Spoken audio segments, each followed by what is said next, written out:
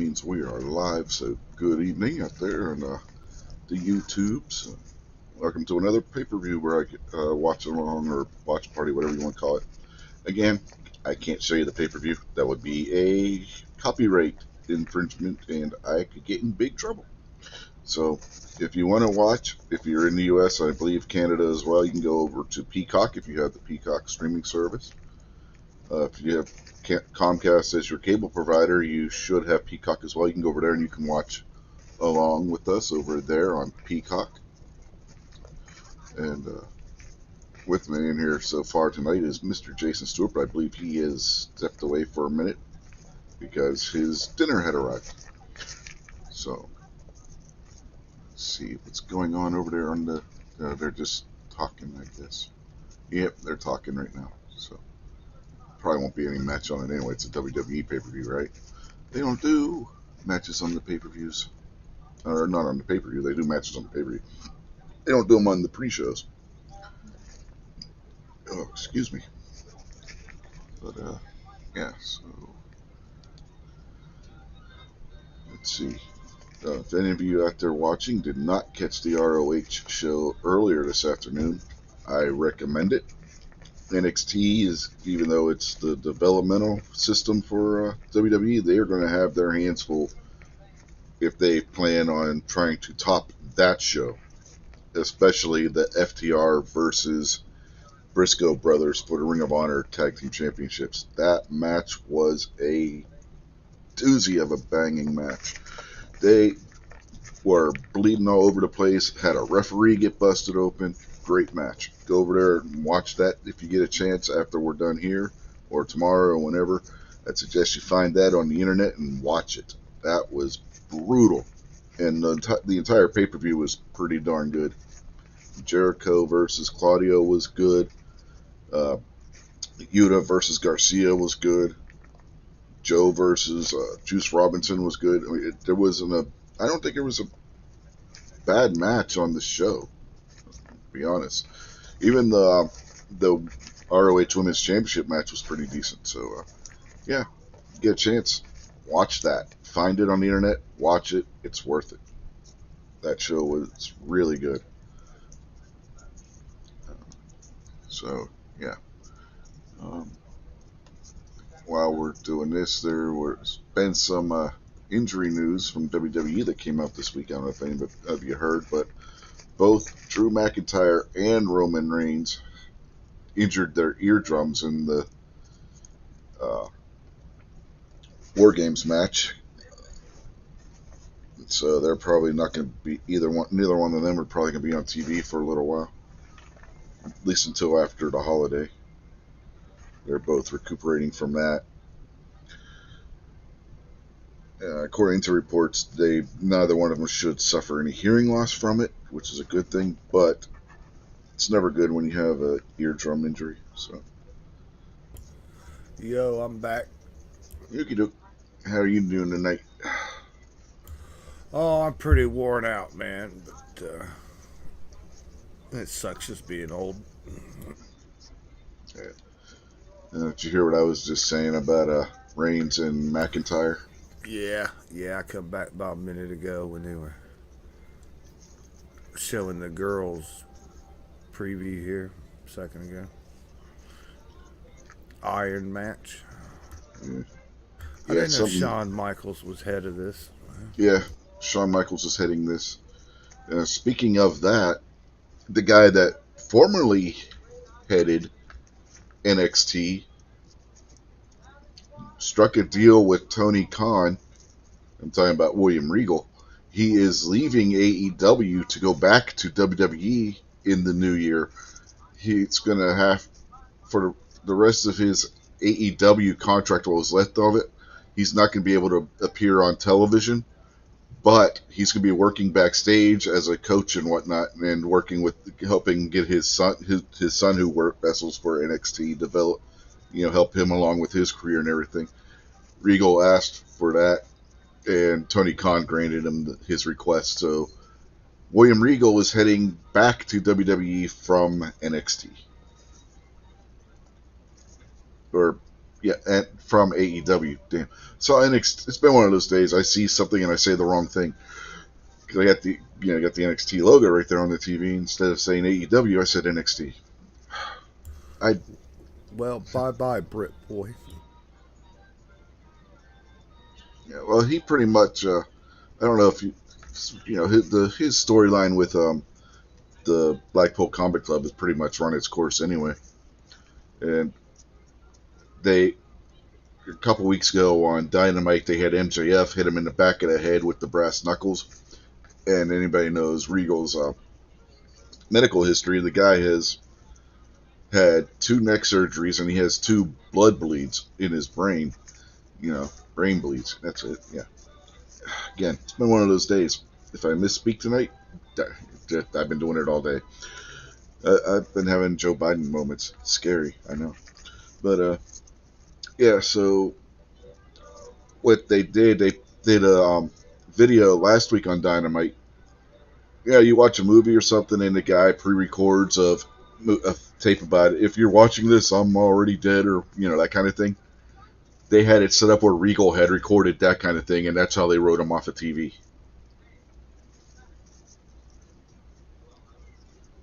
So essentially, in AEW lore, MJF killed William Regal. He'll be all right. He'll be back. Yeah, he just needs to rub some dirt in it, and he'll be fine, right? Exactly.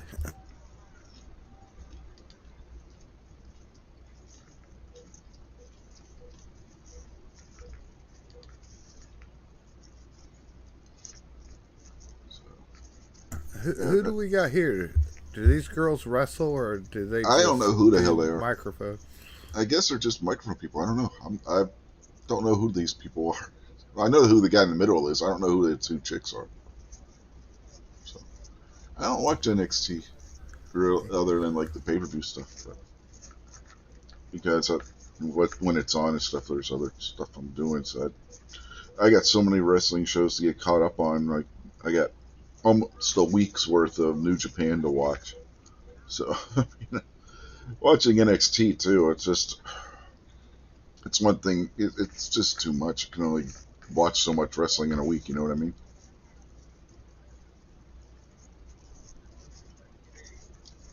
So it's the developmental that doesn't get watched. So is this show in the same arena every week? In NXT, yeah, they do it from the Performance Center. They have a arena set up there and they sell tickets to it, or they used to give tickets away for free. I don't know if they still do or not, to be honest. And it's just to give the trainees an idea of what going out to a studio is like. What it's like to wrestle in front of a crowd in arenas, and gives them a better idea of where to look for the hard cam and that kind of thing.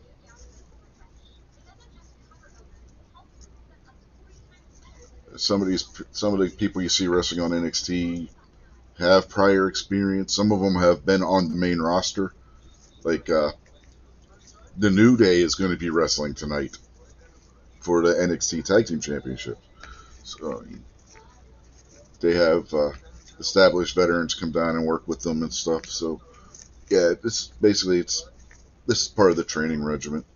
The way because they have like a small. It's set up like if you were to go to a small show, local thing at like your local fire hall or whatnot. You know what I mean? I don't know if you've ever been to one of those kind of shows or not.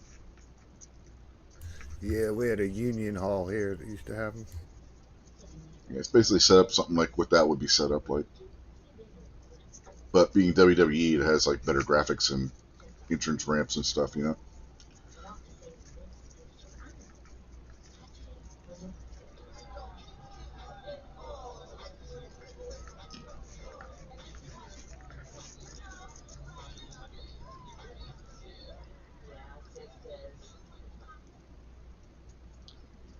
that should be a good match. Braun Breaker and Apollo Crews. Apollo Crews is a veteran. He knows his way around a ring. A lot of people are speculating they're having him go down to work with Braun to get Braun ready for call up possibly to the main roster. It'd be nice if they let him use the Steiner last name. Braun Steiner sounds a hell of a lot better than Braun Breaker. It just really doesn't sound good. I don't know what your thoughts on that are. Braun Steiner or Braun Breaker? Well, would there be any personal reason of his own why he don't want the Steiner name?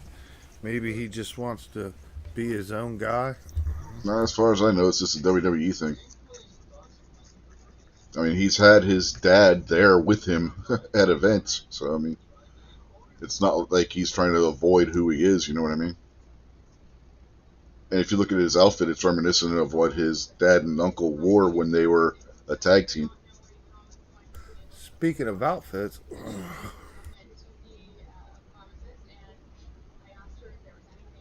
I didn't know you liked plaid vests. no, the girl. Okay. I guess it is still plaid, isn't it? Yeah, kind of. In parts, anyway.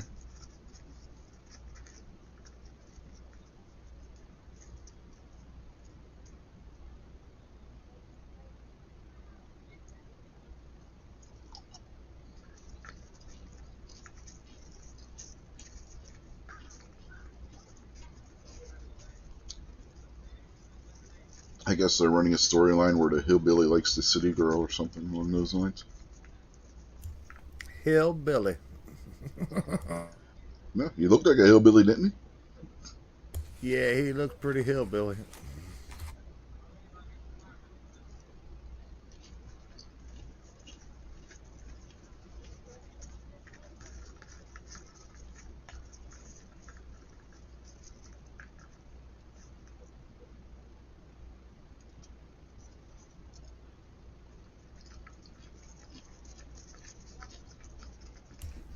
What's this evil devil woman? he? Your guess goes mine on that one. Looked awful witchcrafty or something.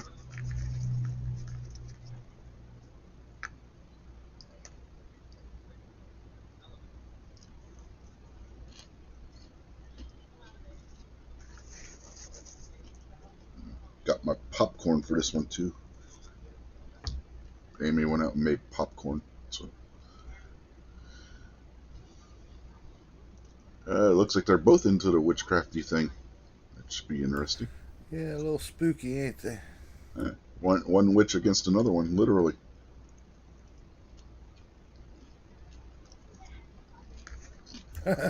Well, one witch is down already.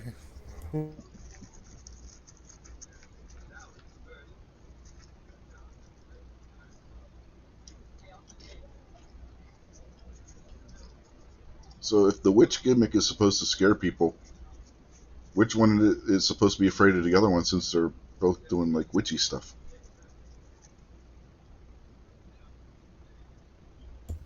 It's one of these the girls that was. Remember they went to a haunted house on Halloween and Yep,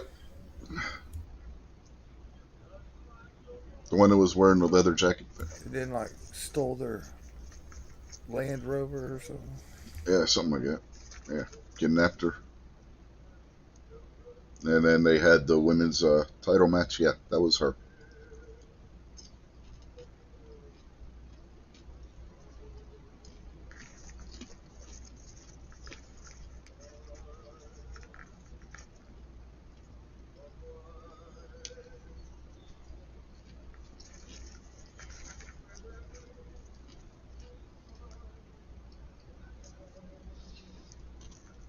It just me or the one on the left looked like she should still be in high school. The one in black. Mm-hmm. Oh, she's yeah. She's She looks young. like I wouldn't say high school. she looks like a high school senior, maybe college freshman. Little cutie. One in the middle looks like a nuclear energy secretary whatever Biden hired to steal luggage. Mm-hmm.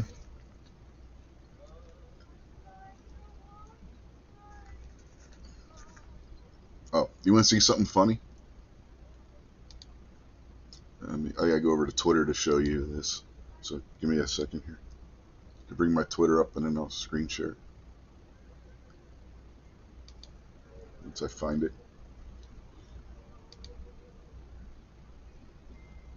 Snob, Obnoxious, and Gary agree with me about this picture, by the way. So when I find it, I gotta scroll through all the tweets and whatnot.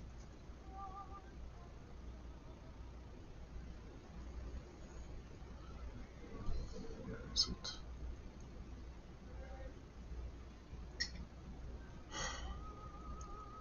It's here somewhere.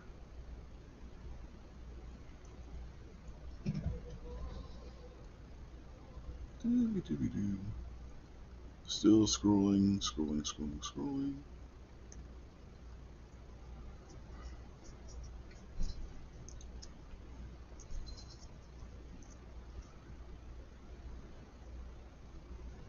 Yeah, so God, I didn't think it was this far down the list.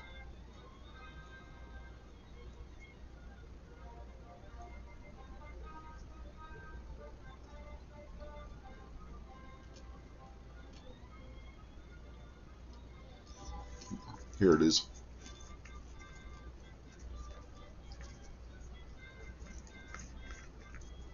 Okay, let me go over here and bring up screen share. What do you think? Look like Rob D? Wait a second, let me find that. Okay, it popped up. I've seen that picture already. Her on her way home. Uh-huh. Hmm. Yeah, I tweeted it, or I tweeted it and tagged Gary and Snob, and Pass was like, "Does that look like Rob D to you?" And Pass said the same thing, especially because he said, "Looks like maybe they're carrying a Glock." Then it definitely is Rob D.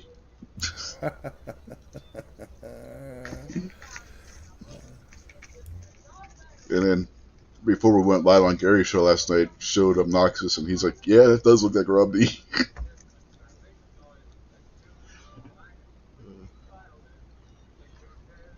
So, Best thing Joe Biden ever did. what, trade a freaking arms dealer for him? Yeah, yeah. It's dumb as fuck, but that still doesn't mean it ain't the best thing he ever did. Krabby's out there. Did I hear you say Rob D? He said, "Yep, guess so." Yeah, hey, Krabby. Do you want a link? I think I forgot to send it to you. If you want a link, just let me know and I'll send you one. How's it going, Krabby?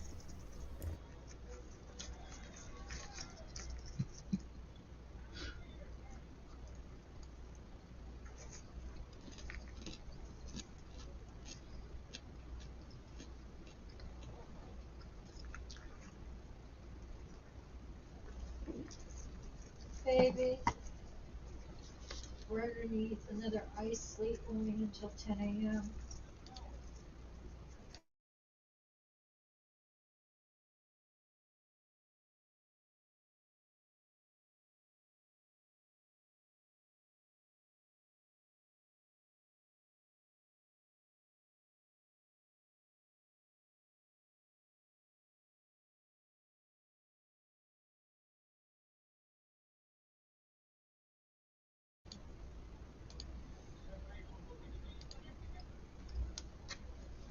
Uh,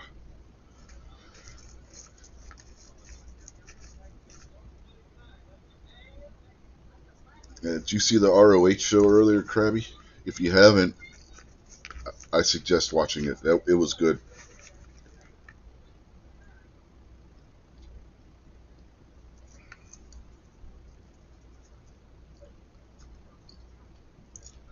I'm trying to think. I mean, there's been a lot of news, but none of it's really been major this past couple of weeks. Man, Usually we talk about the news and stuff during the pre-shows for these pay-per-views when they're WWE, but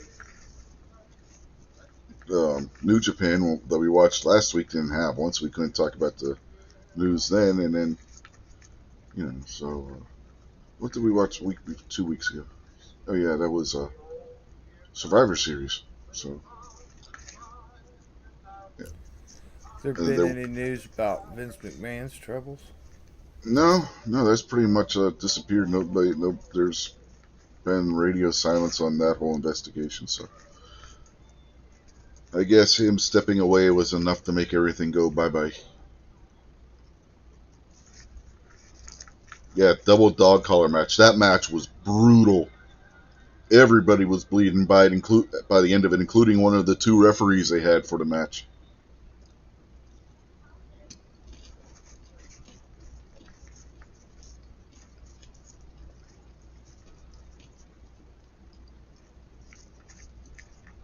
It was a fitting match for the end of the, I wouldn't say a feud, but friendly rivalry between the Briscoes and FTR. That match was absolutely brutal.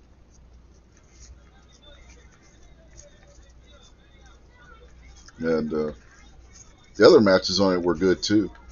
And the matches in the pre-show were pretty decent.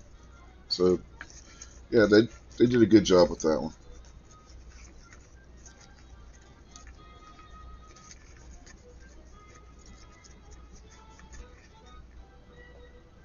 Well, these two old boys go fishing before the match. Yeah, they went fishing and they did something else too. They were, I don't know what, they just had them like hanging out. They're both faces, so I mean, they're just.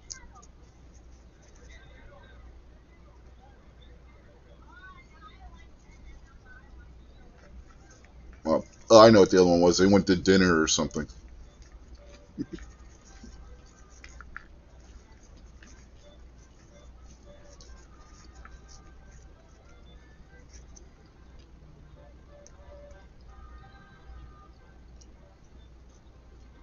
Wow, dude needs to move on up to WWE so he can buy a bigger boat. Krabby wants an all-metal micro compact in 45. Well, uh, Colt Defender, yeah, but I was gonna say. compact 45s aren't really known for reliability. No, but an officer size 1911. Yeah, But that's about as small as you want to get. You go into yeah, them micros and compacts, and even the Colt Defenders would be what I go with, but even they ain't that great. The slide travels so fast on those that yeah. sometimes they have issues. With you being in Maryland, I mean the magazine capacity ain't gonna be a big deal if you go with a 19 one of the even a commander size. Commander size is not micro. Commander size is basically a 4-inch Commanders, barrel. the frame's the same, the slide's just a little shorter. Well, some of But the commanders you lose around over the full size. and then the officers got the Yeah, smaller frame and grip, and yeah, then the micros are a totally different animal. yeah. Gizzard Gary's out there. Hey, Gizzard Gary. Gary says Kimber Ultra Carry. Yeah, the only micro 45 that's really any good is the Smith & Wesson Shield, but that's not an all metal gun. That's a polymer frame on that. So I mean, but if you want micro, that's the way I would go. I know you said all metal, but if you want a micro in 45, the Shield in 45 is your best bet.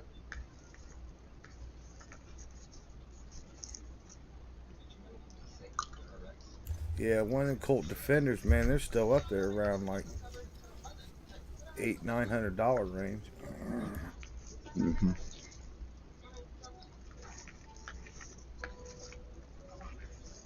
Does Rock Island have an officer size? I mean, they're not that expensive for an entry level one. I do not know what Rock Island has, really. Yeah.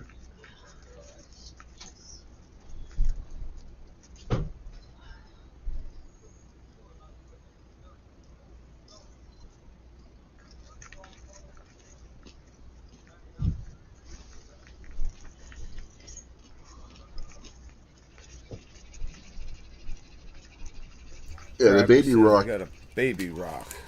Yeah, Baby Rock is what, commander size? So it's either officer or commander size.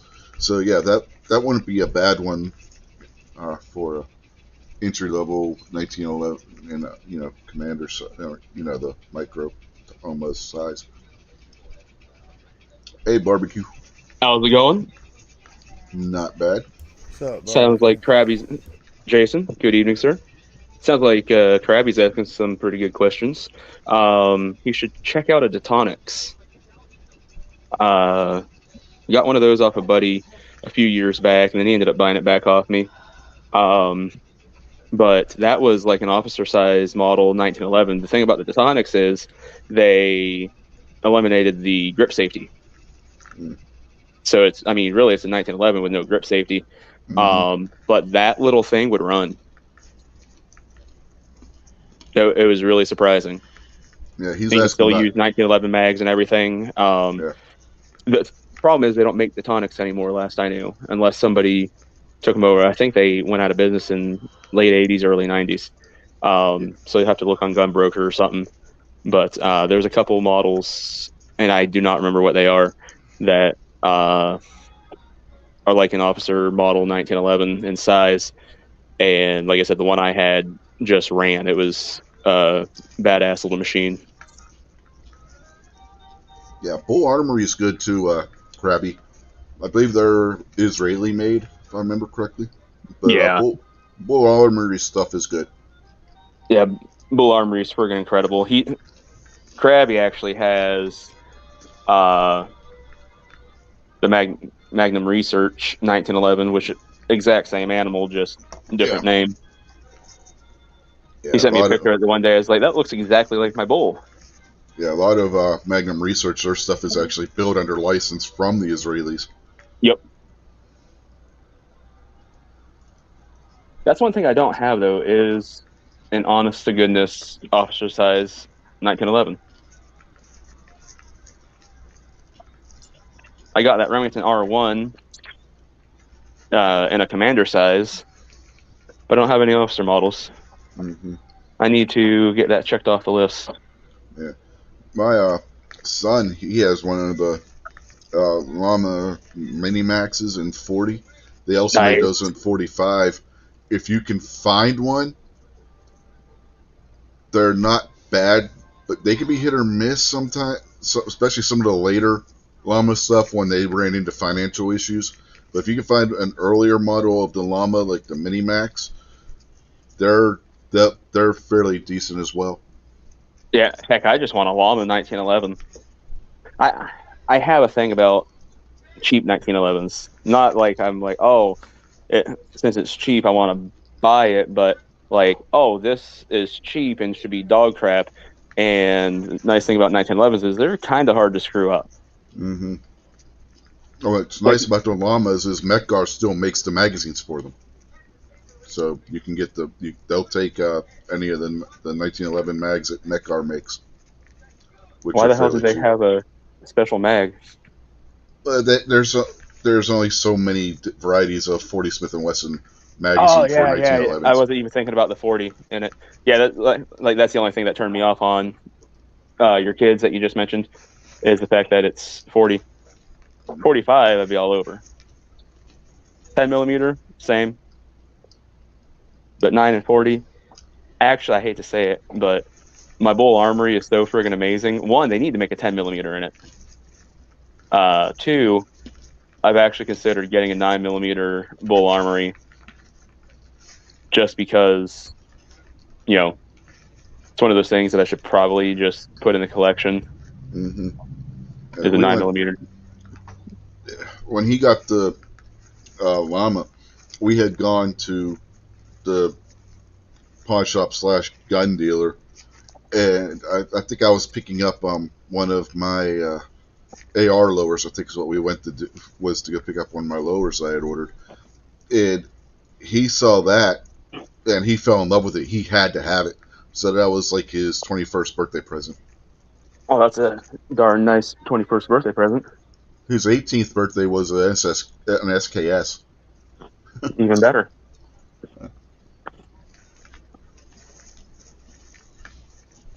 all I got for my 18th birthday or even my 21st birthday was a tape. I'm not complaining. It's better than nothing. Better than poking the eye. Now he's saying, okay, so 9mm. How reliable are Kimber Micro 9s? Never shot one, couldn't tell you, honestly. If they have the famous issue of Kimber, you're going to want to get secondary mags because Kimber mags, for some reason, suck. But again, like Rich said, no personal experience with ones, so I can't say 100%. Does Snob have one? I don't know. I don't remember. If you want to go 9mm, also check out Gerson. Gerson makes a really nice 1911. That's what I've been hearing. I haven't gotten to get my hands on one yet. I was actually talking to Snob because I think he said when he went to whatever range day he went to last, he got his hands on a T-Sauce 1911. I was like, oh my god, those are complete dog shit. Because the first T-Sauce I ever handled, I mean, it was bad. I was like, oh, this is, I mean, it was one of those things that you touch it and you're feeling everything and it just makes your skin kind of crawl. You feel dirty. And it wasn't because it's like, oh, it's made in Turkey. No, it was just everything about it felt poorly made. I'm like, somebody screwed up in 1911. I didn't think it was going to be possible, but somebody, T-Sauce managed to do it. And then Snob was like, the one that I handled felt amazing. I was like, all right, because I trust Snob. So next time I was in at Tamarack, I was like, Mike, you got any of those T-Sauce 1911s in? He's like, actually, I got 2 of them. And I handled them both, and they felt amazing. So that first one I handled must have been, that random dud. Mm-hmm. But the last 2 that I handled, I was like, oh, I could actually see me getting one of these. And plus, they're coming in, I think Tamarack had them for like $415 brand new. Mm-hmm. I mean, they're cheap. Yeah. Clover has a couple. He says he hasn't ever had any issues with the ones he has. Maybe they got a bad lot at your local gun shop or something. It was just that one that I had handled because at that time he only had one. So, nothing's perfect. There's always going to be those duds, So, like I said, but after Snob had said, check it out again because the ones he handled were friggin' awesome. Yeah, and Snob does have one, the Kimber Micro 9s. That's right. Gary brought it up. Yeah, he got Stacy the Bel Air. Oh, okay. I couldn't remember if the Bel Air was a Micro 9 or not. Yeah, it is. Boy, they got some crazy rules for this match, don't they? Mm-hmm. What you guys watching? The NXT. Oh. You had the link to that, too, in your email. I didn't even look at the email. I was actually cooking myself dinner real quick, just made some eggs, and I heard Krabby asking about, micros that have an all-metal frame and everything. I wanted to jump in real quick and mention that to Tonics. Yeah. Yeah, but going back to that, I mean, yeah, pretty much 1911 is going to be the only one that you're going to readily find.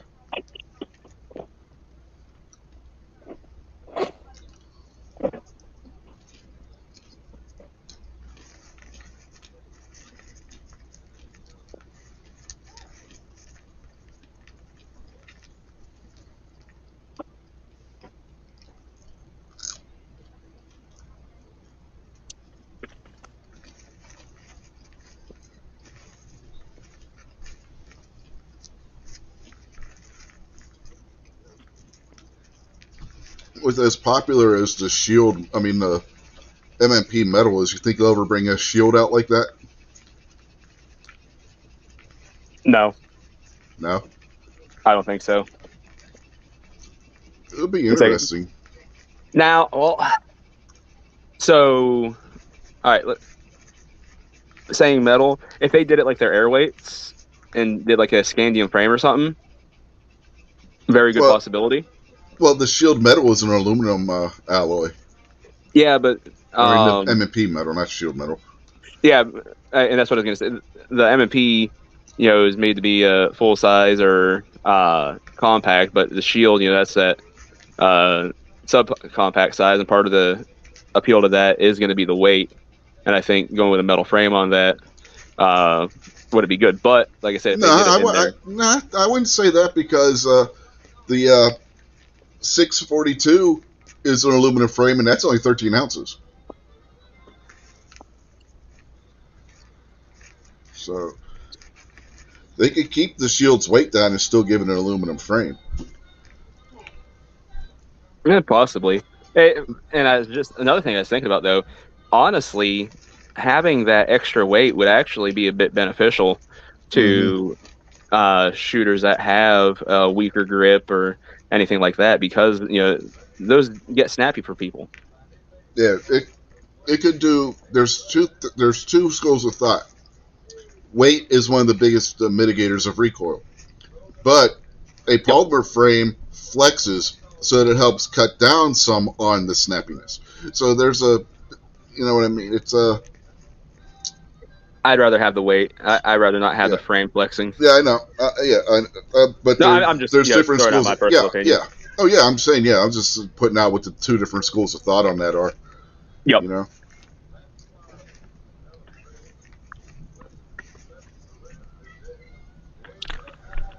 and they did do the CEX. The CEX is or CSX rather.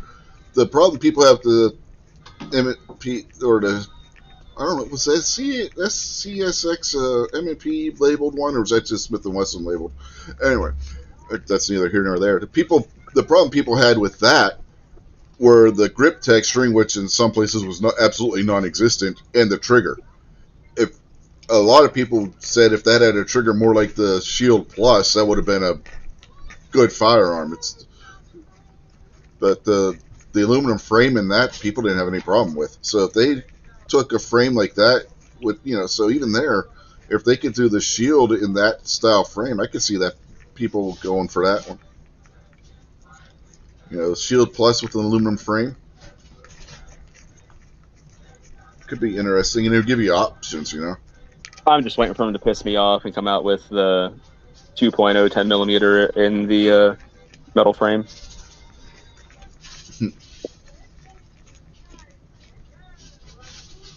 Then I'm As, going to say a lot of bad words. as popular as the metal seems to be, I wouldn't be surprised to see it come out in 45 or 10. Yep. Is this Zoe girl a black girl? Not that I know of.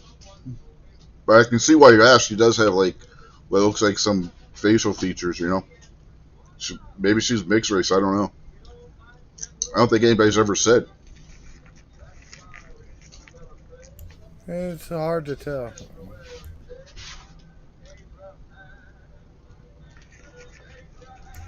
If she'd stop moving and hold still, we could get a look at her.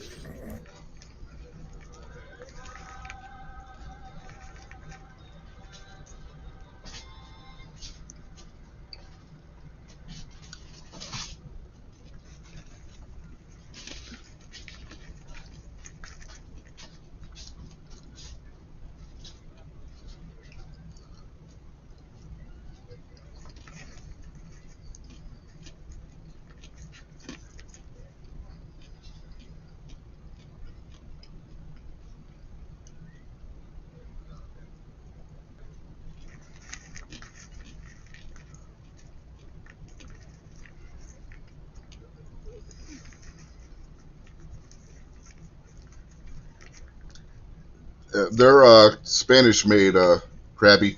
They look kind of like a 1911.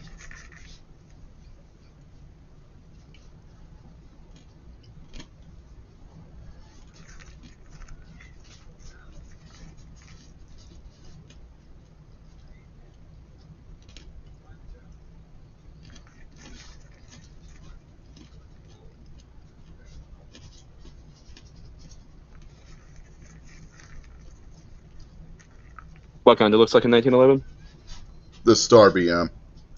Oh yeah. Which isn't supposed to be a bad little gun. No, I'm not sure no. what they're going for these days. I mean, 3 or 4 years ago, you were able to pick those up for like $200 Yeah, off that's of what Classic. Gary. That's what Gary was telling Krabby out in the chat.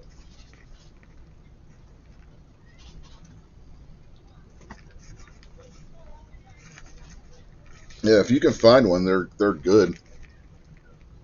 Look on Gunbroker. There were some on Gunbroker. Yeah, get a stainless one.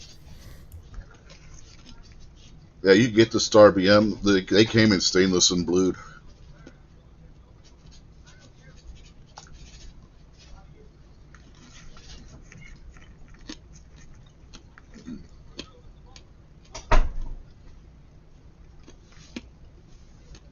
Here we are watching a pay-per-view, and we're talking more about guns than we are at the damn show. It's all Krabby's fault. That's a tomorrow night question, Krabby. Hey, when you got a 2A, you got a 2A. Ain't no other way. That's what I say.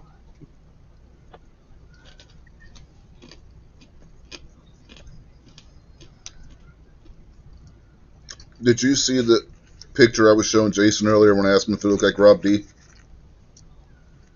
Yes. What do you think? Look like Rob D?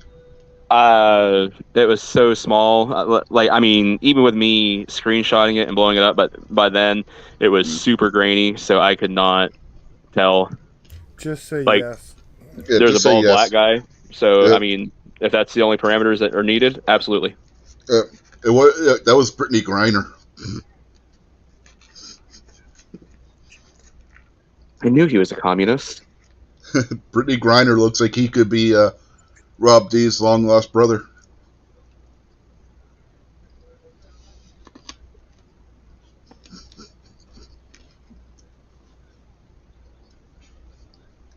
Just in that photo. In all her other photos, she don't look like Rob. Hmm? Might not be in the same Brittany. We don't know.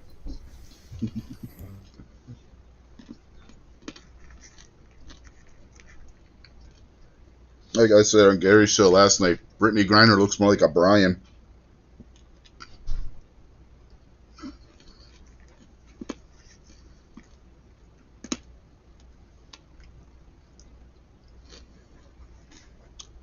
Has a pretty damn deep voice, too.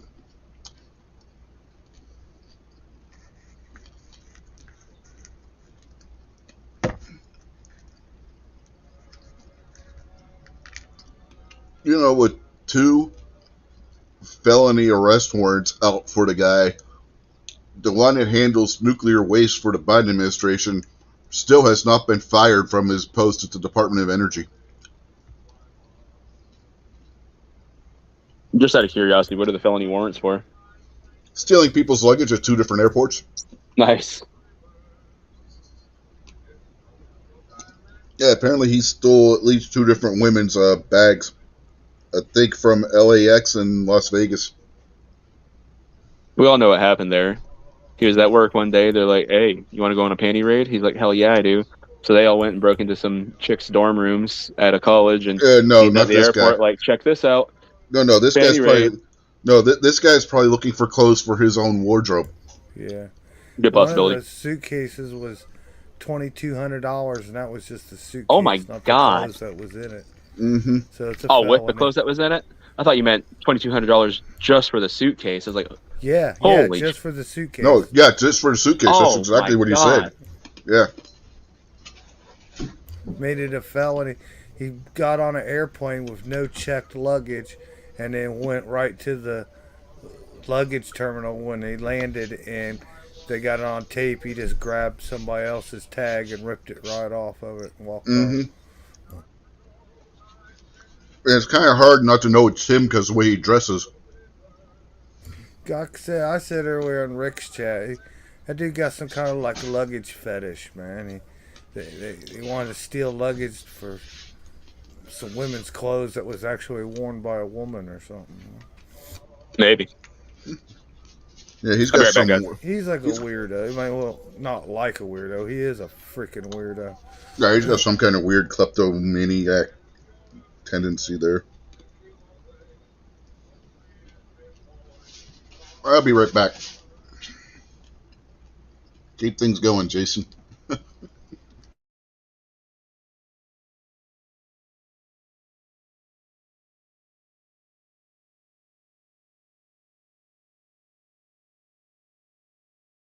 don't know who this girl is, but she just came in and beat everybody's ass.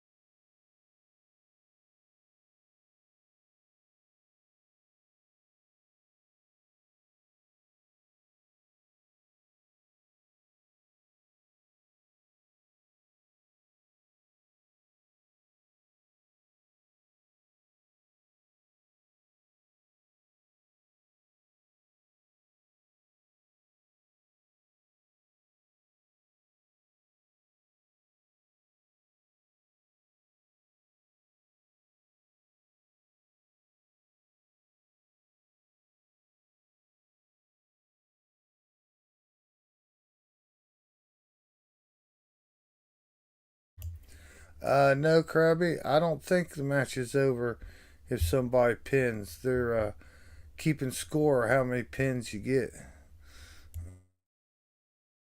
I think this is completely on a time limit. And when the time limit comes up, it's who has the most pins.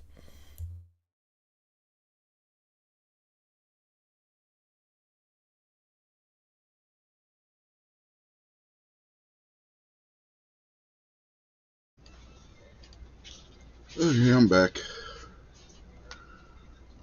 What I miss? Anything? This one new girl come in here and has been whooping some ass. This one right here, who just won or pinned one.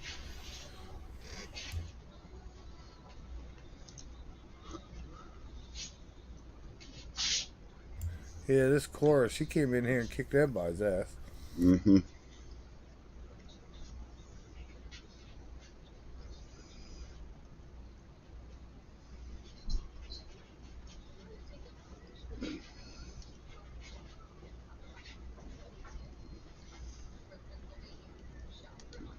Damn, that's the first time I ever seen somebody get the worst of it when they elbowed somebody.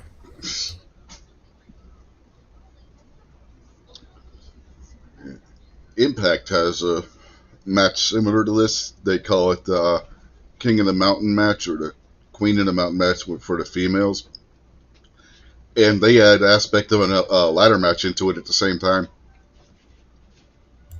Yeah, So, Krabby asked if the girl got pinned, gets to come back. Yeah, she yeah. gets to come back in 90 seconds. Yeah, she's like in the penalty box, like if she committed a penalty in hockey by getting pinned or submitting or disqualified. I don't know if there's disqualifications or not.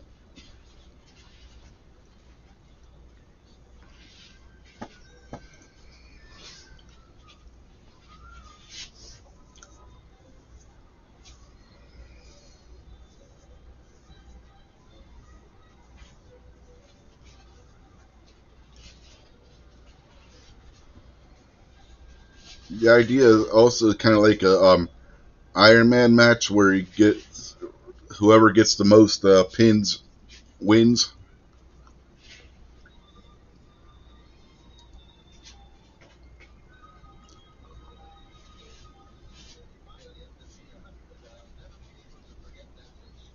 They were talking about this on the wrestling news stuff that I watch. Who's got the biggest advantage? The last person that comes out or the first two? I mean, it's one of those matches. Is it good to be in the ring for a long time because you can score more pins that way? Or is it better to be the person that comes out with like 5 minutes left in the match because everybody had already beat the hell out of each other? You might be able to get quick roll-up pins and stuff and win.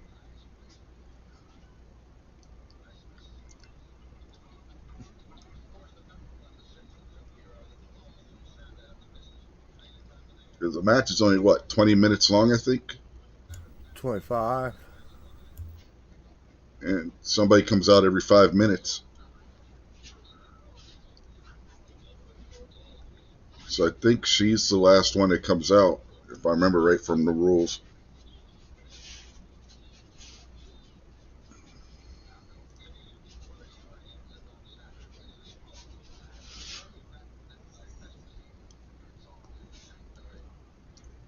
Yeah, Krabby, I think they're doing pretty good on this match so far, too. She goes back into the penalty box. She was in the penalty box earlier, wasn't she?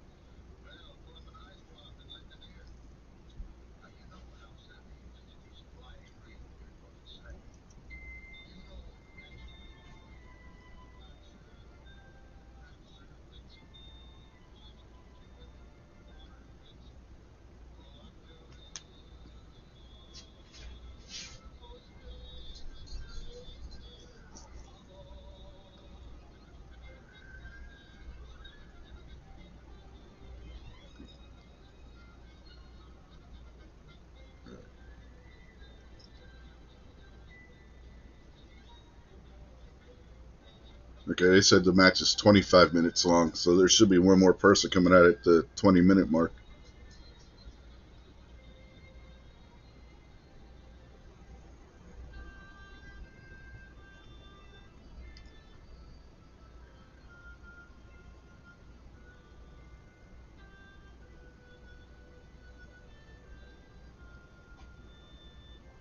Of course, it's gonna freaking buffer.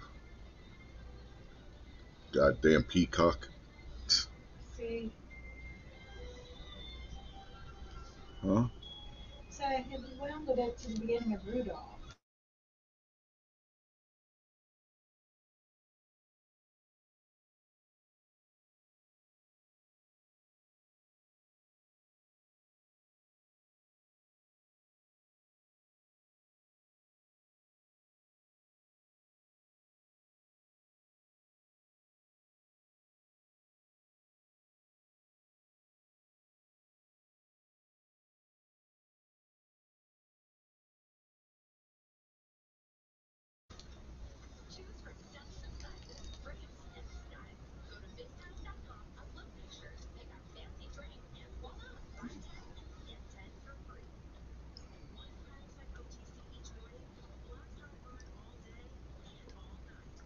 She going right back into the penalty box.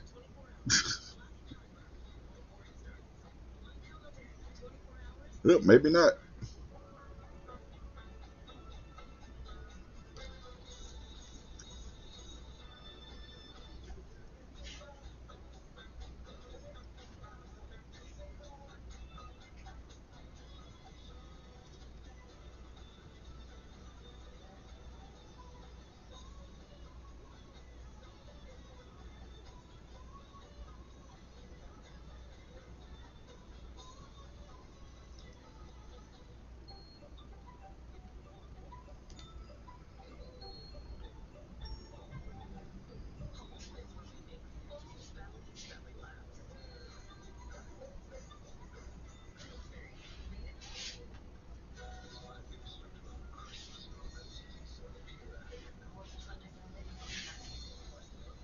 Yeah, maybe everybody is out there. I don't know.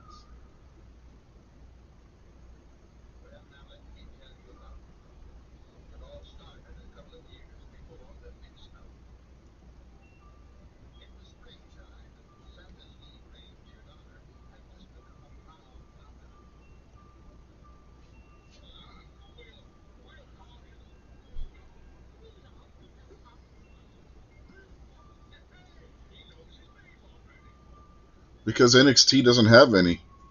We watched the last one they had, but NXT doesn't do a lot of pay-per-views. Krabby. It's not.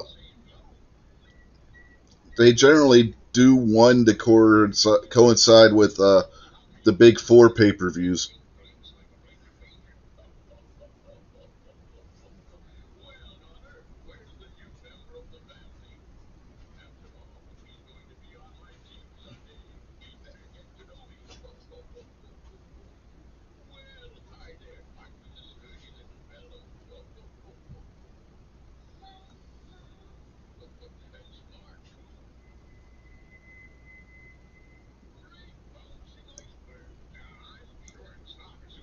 Krabby's way behind us. He just saw where she did the Moonsault off of the barrier.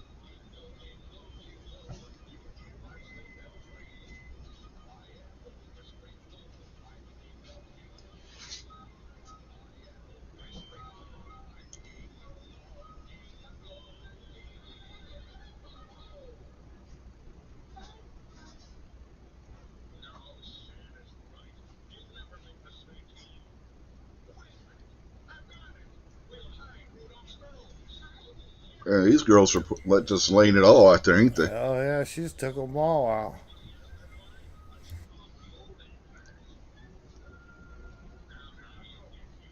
I think Kingpin could even get into this girl match like he did the ladder match at Money in the Bank.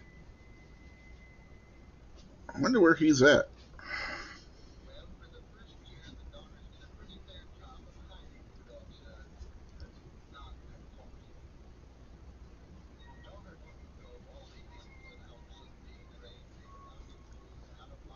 Oh,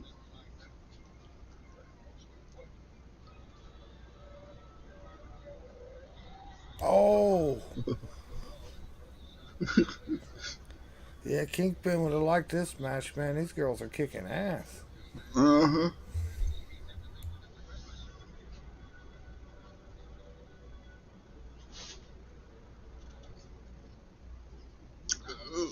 Code Red. Oh, she's winning.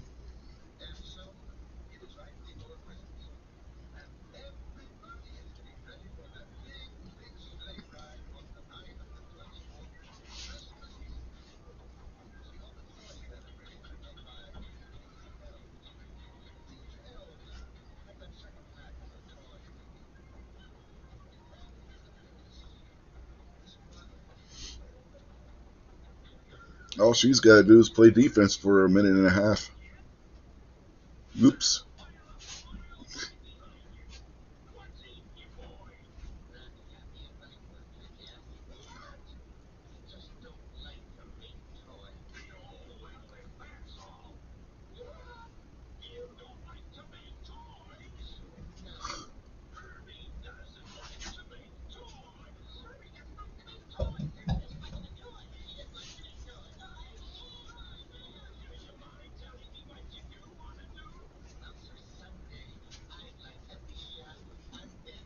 Minute to Oh, go. that was a good move, but that hurt. Uh-huh. I don't know who got the worst of that.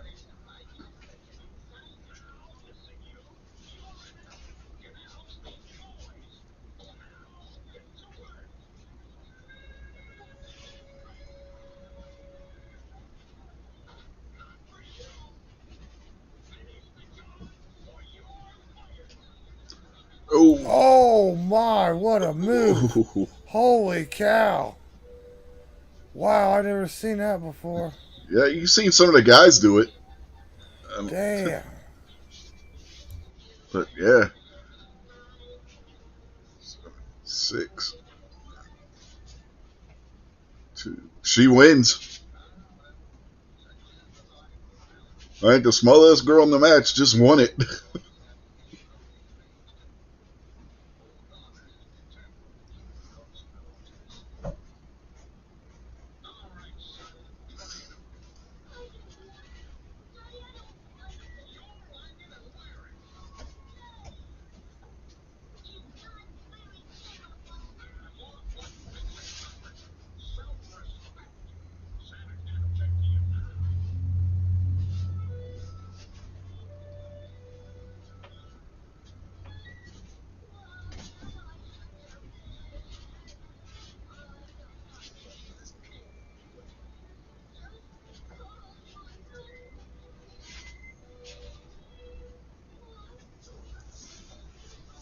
Krabby said he's 3 minutes behind us.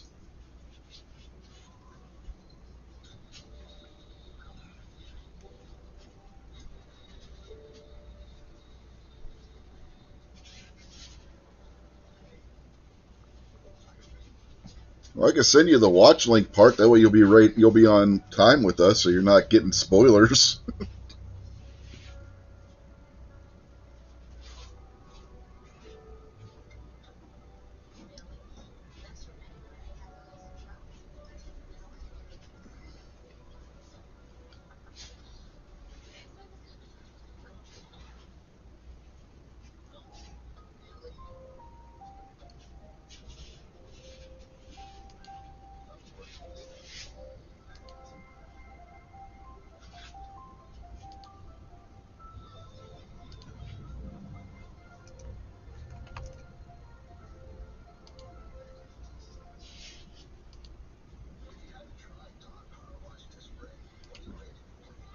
All right, check your email, Krabby.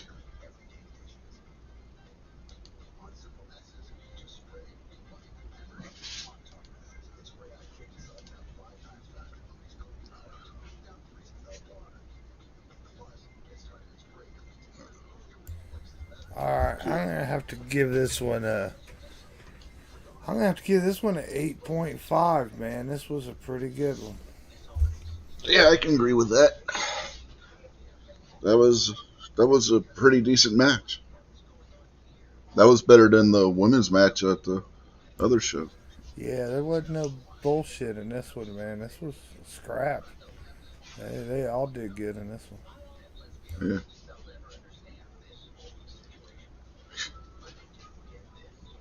Yeah, yeah, Gary. See Gary's comment out there when I said about the setting Krabby to the link so he's not getting spoilers. Yeah, who was that was doing that? Telling us what happened like 15 seconds before we saw it. Bastard.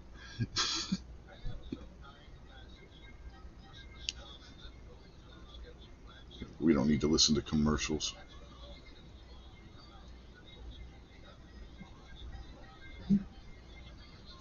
All right, give me a minute or so. I'll be back.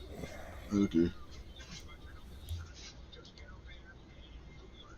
Yeah, just in time for the commercials, Krabby.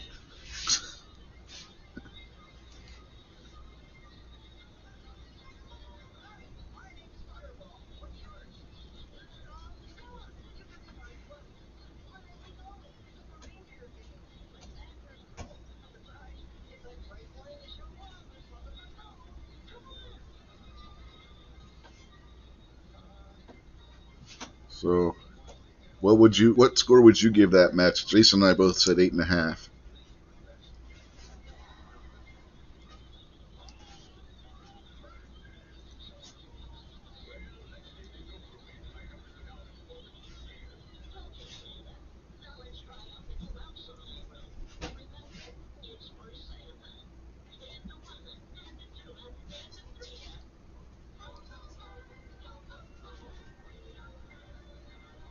Oh, did you? Yeah, I don't see it. I don't see where you said a score. Okay, there it is. Yeah, nice. I had the wrong. For some reason, on top chat, your comment wasn't showing. I had to switch over to live chat. So, stupid YouTube algorithm garbage.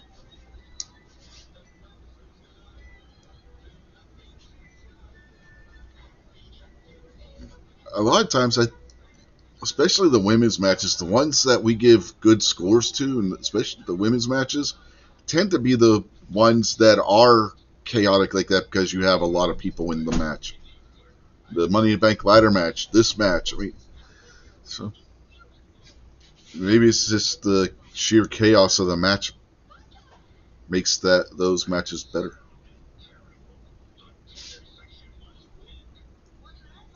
Ooh, that couldn't have felt too good. Code red on the garbage can lid, it looked like.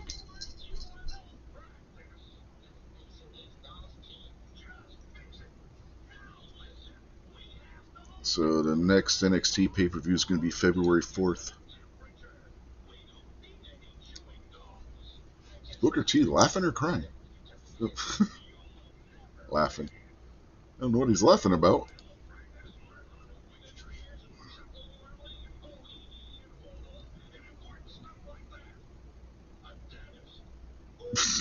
Booker just lost it for some reason.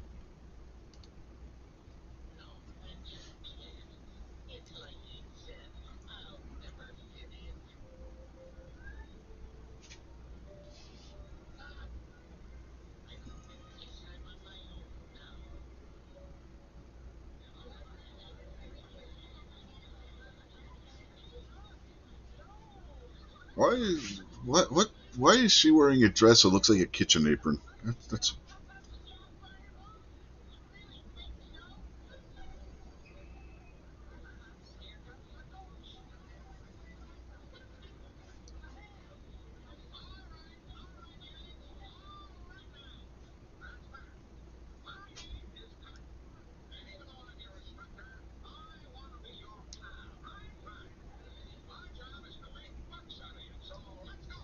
yeah, I don't know, Krabby.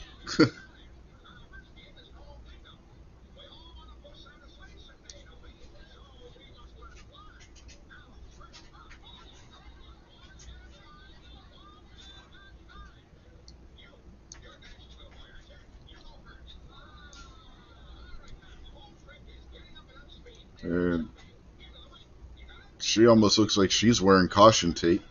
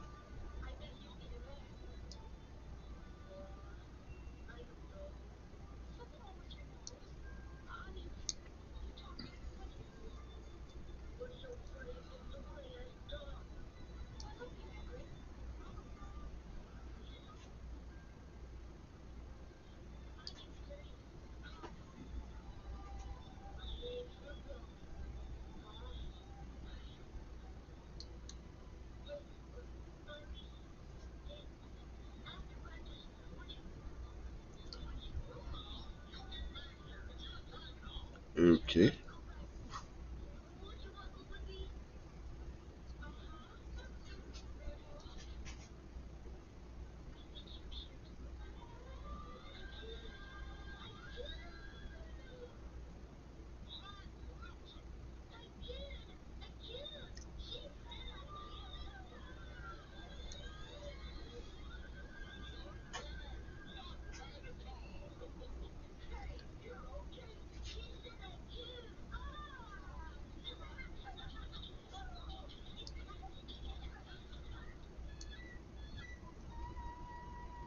These chicks are both crazy.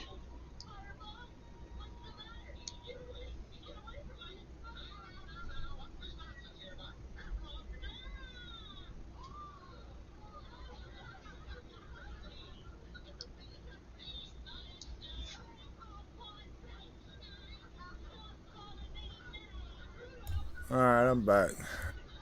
So both of these chicks talk to spirits.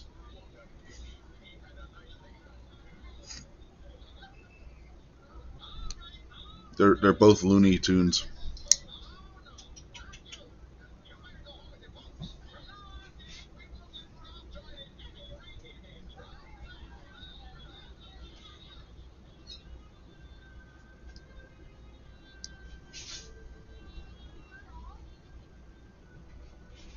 Are they going at it next? Yeah.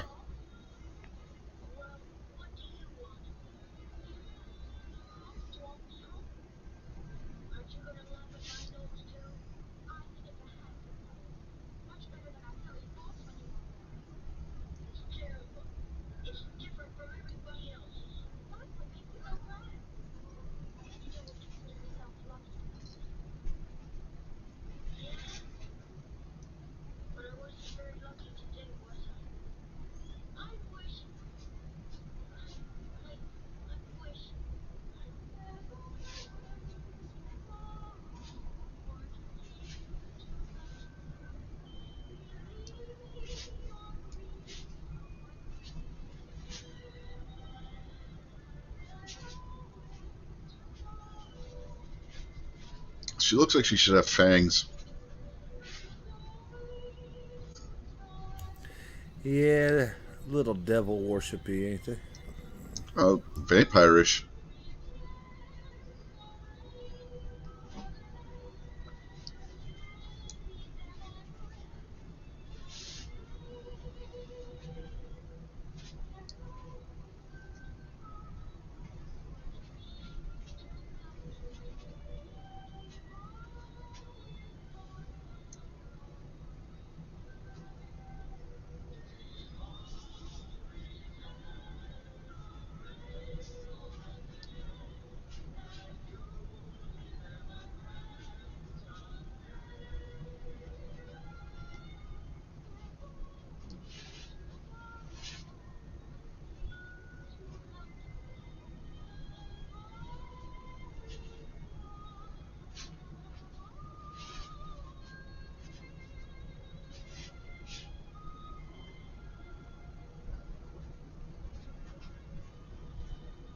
She got that whole vampire femme fatale look going.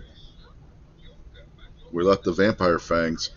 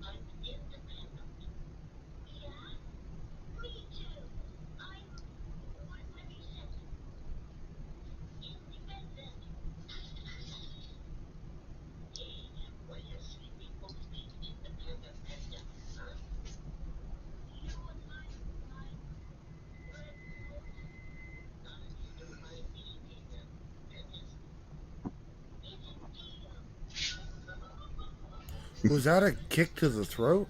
Yeah, maybe. Krabby's getting excited because they're both redheads.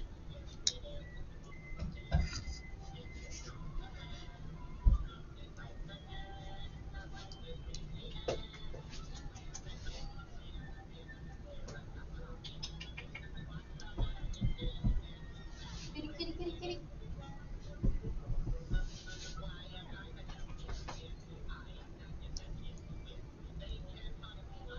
Okay, which one's fire? The one with the darker red hair. Like the fake red hair? Yeah. Oh, I see. She's got flames on her outfit. Okay.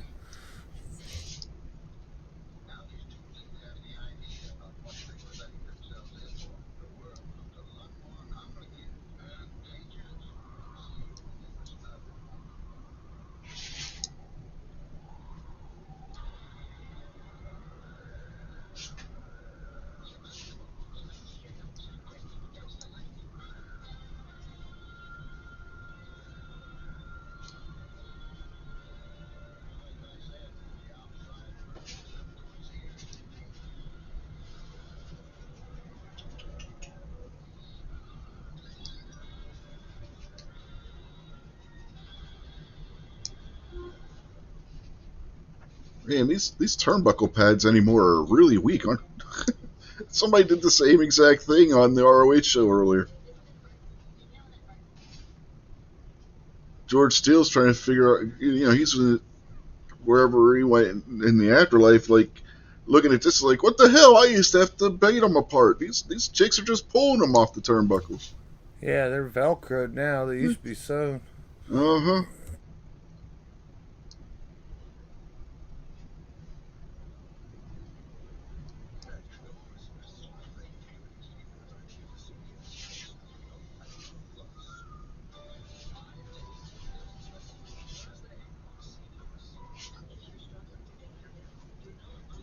Travis says they're putting the WWE girls to shame.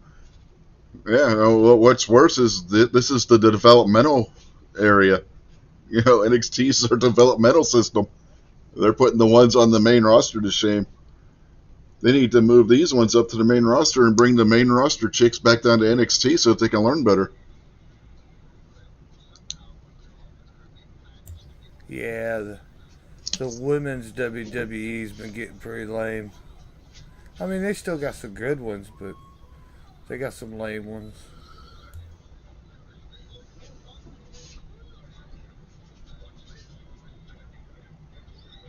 Now, keep in mind too, on the main roster, Triple H is still changing that whole system up there. So who knows? Maybe, but this time next year, he has everything all the way he wants it. The women's wrestling on the main roster might be better too.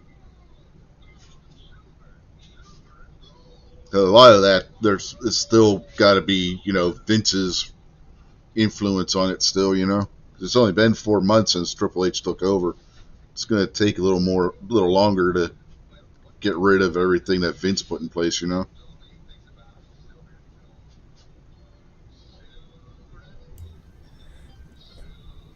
that should be like a finishing move right there. Not this one, the one where she came off with both knees and slammed him Mm-hmm. down.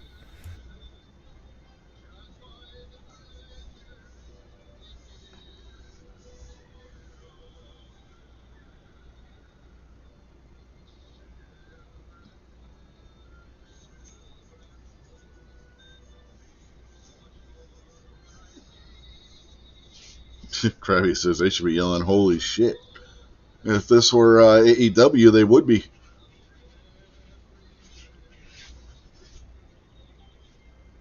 There was I don't remember if it was Raw or SmackDown this week.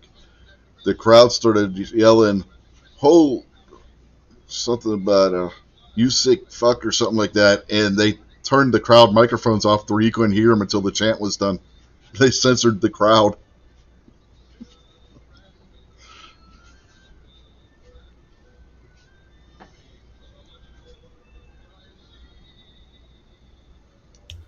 Well, they got no choice because it gets too bad. Won't the FCC fine them? Yeah, but it's on cable. Yeah, yeah. It had to have been Raw 'cause I didn't watch SmackDown this week. It might have been SmackDown last week. 'Cause I did watch last week's SmackDown, but I didn't watch SmackDown this week. But yeah, SmackDown I could see because SmackDown's on Fox, but Raw's on USA Network, which is a cable network. You can get away with that more on a cable network than you can a regular TV network.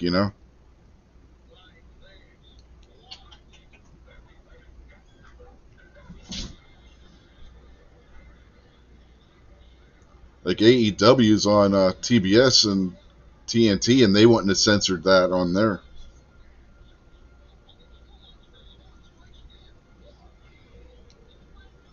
For regular broadcast TV, Krabby, yeah. For cable, there is no time limit. You can have that kind of stuff whenever. That's why the like HBO and that can show our movies whenever they want because there's no FCC regulation on when they can show things on cable. Primarily, why you don't see that kind of stuff on your standard cable networks isn't because of FCC regulation, more having to do with advertisers and not wanting to piss off advertisers.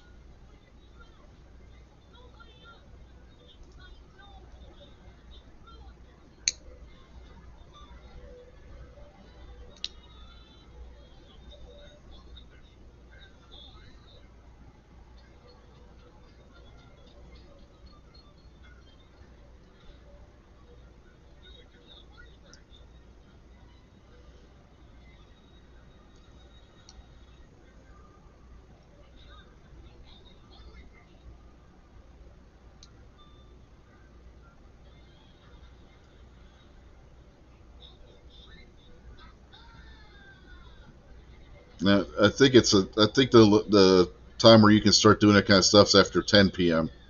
At least because that's how NYPD Blue got a. That's basically the NYPD rule that they implemented because of the stuff they were doing on that show when ABC was running that and it started that show, and you had people running around with their butts hanging out on regular broadcast television.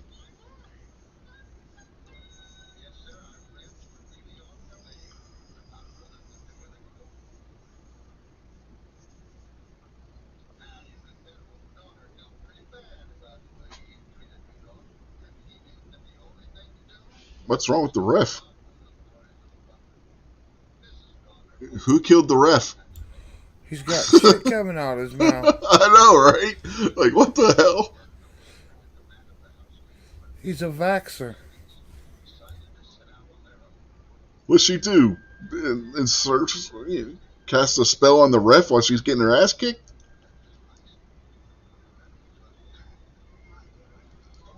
We need an exorcist.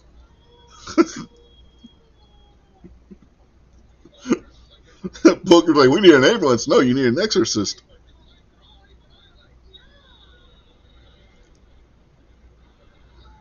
Ooh, head first into the bear turnbuckle.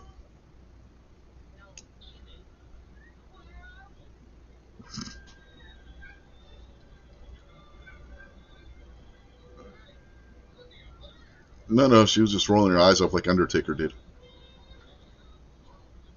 Great. This is all we need, a female Undertaker.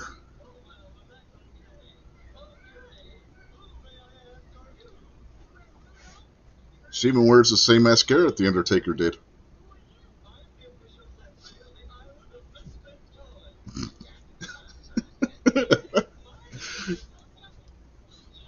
Well, that was a new one. Yeah, that was different. That's one way to. I mean, referees normally just have to worry about getting run into or pulled in front of somebody. I guess right there's where she did whatever to him.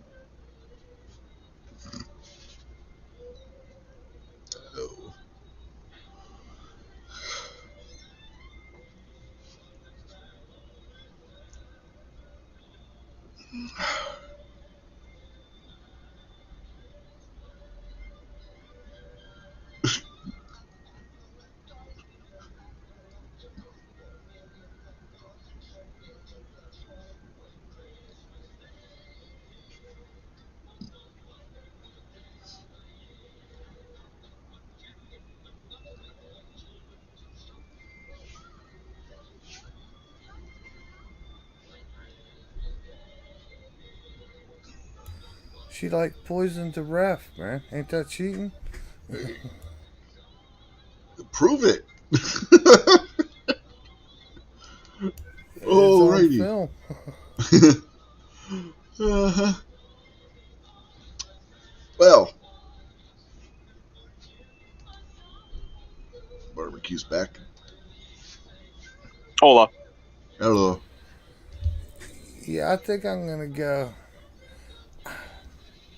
Krabby's giving it a 9. Yeah, I hear you. Oh yeah, that's right. I think I'm gonna have to go like 8.5 on this one. But it was a good match and it was interesting with the, you know, poisoning the ref and all. But I'll just go 8 on this one. Yeah, I was thinking along the lines of Krabby. I was going to go a 9, but I'm not real big on all that supernatural crap, so I'm going to deduct a point for that and go with an 8. I've never been a fan of the whole supernatural horse shit in wrestling, which is one of the reasons why I was never really that big a fan of The Undertaker.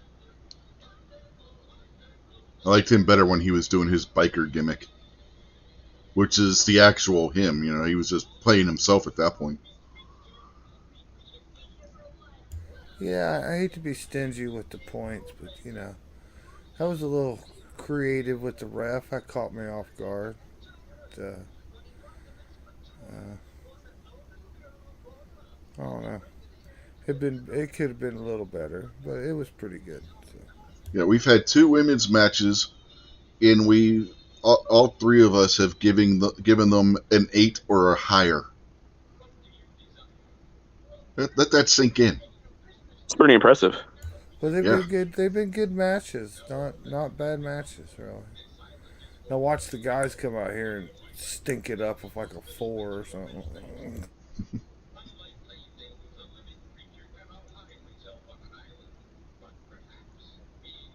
Who knows? Maybe we'll get another women's match. Because it seemed like they're showing all the women's matches at the beginning. How many matches have happened so far? 2. Oh crap. Okay, cool. I'm not that far behind then. No. He just jumped in, Krabby. He's in the watch part too. Yep. I'll give the commercial a 8 too, just because it's got Bianca Belair in a hot tub. Man, you know how many times we've seen that damn commercial? Yeah, it's been on about 4 times already. Yeah.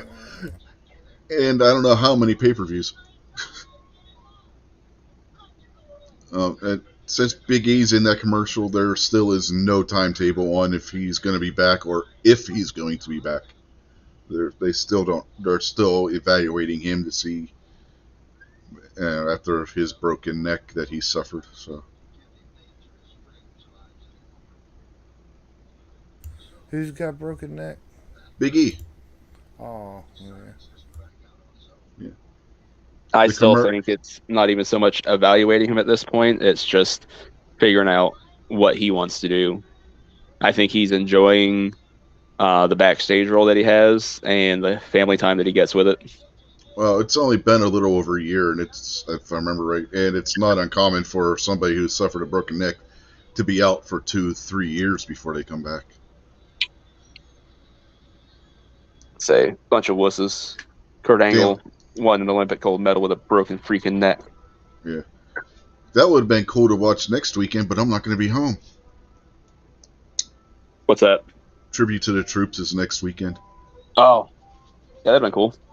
Yeah. Yep. I'm not going to be home next Saturday, so I can't do that. This Saturday. Where are you going to be, Rich? At a Christmas concert.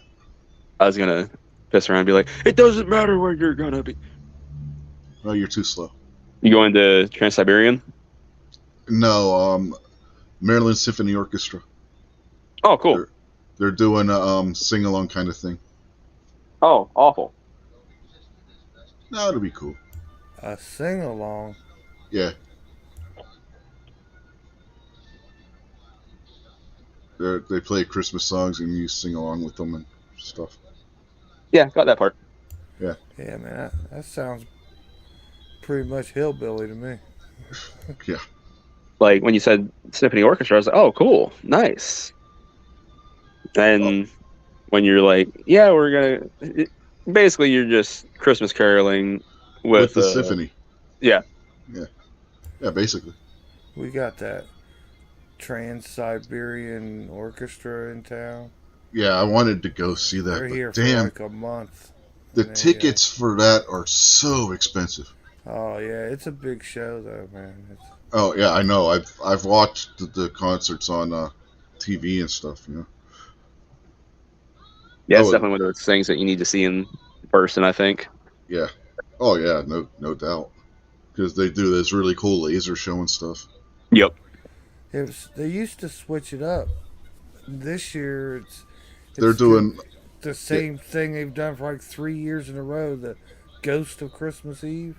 Yeah, that's their first album. They're doing the whole first album. Yeah, they used to switch it up a little bit, man, but it's been like the same thing here for 2-3 years. Do you have the album? Because it's like a rock opera thing. The first album they did. No, I don't so have it's the a album. I just it's a whole stage show that they tell a story. Kind of like their version of a Christmas Carol kind of thing.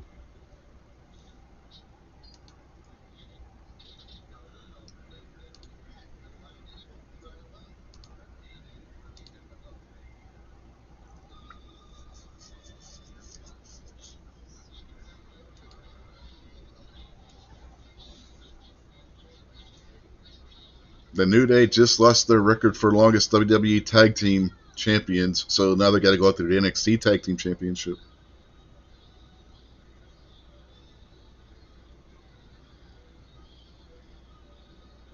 What the hell is this? You gotta be kidding me.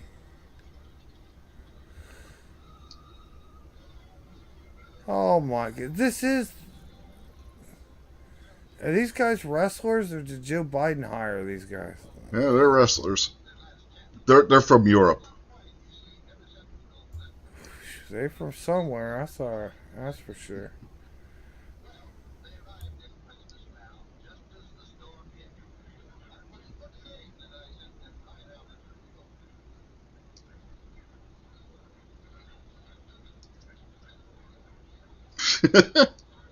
Yeah, Dang I it, I was on agree the wrong with screen again. I agree with Booker 100%. Did you see Krabby's comment? Wow, that's super gay. Okay, that's super Europe. After I said they're from Europe. Well, I had said over in the other chat, where nobody's listening, just watching. Um, I was like, they look like wannabe rockers. And then I asked which one's going to be the Marty Jannetty of this group. Yeah, I mean, that is kind of similar to what Shawn Michaels wore. Hell, Shawn Michaels stuff bringing attire might be even worse because his was all sparkly and stuff. Yep, And he wore chaps. These guys aren't wearing chaps. yep. Yeah, but this look, they got like But look, it's Christmas themed. They got the I Santa thing going on with the white cuffs and the white down around the boots. I just don't know what to say about these two, man. Uh, It's a Europe thing, Jason. Just it's a something, that's for sure.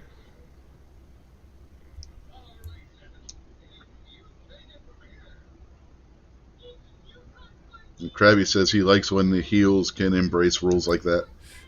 Yeah, I mean, it's very heartbreak kid like. I'd say if I had a chance, I'd shoot him, but I wouldn't want my ammo to go through that, man. Krabby says it's impressive. I couldn't do it. Yeah, you wouldn't see me doing that either. Dude, I wouldn't do that in private. Well, yeah, but seriously, if you look at some of the stuff that Shawn Michaels wore when he was wrestling, You'd only do it in that's public, pretty Jason? tame. What was that? Barbecue? Oh, Sorry. Jason said he wouldn't do that in private, so I said, what, you only do it in public? Yeah.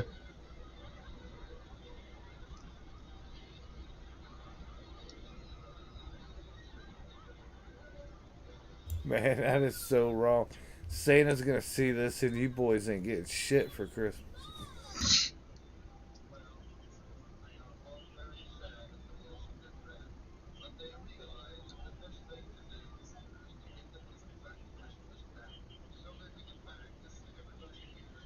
Kofi dancing in the corner.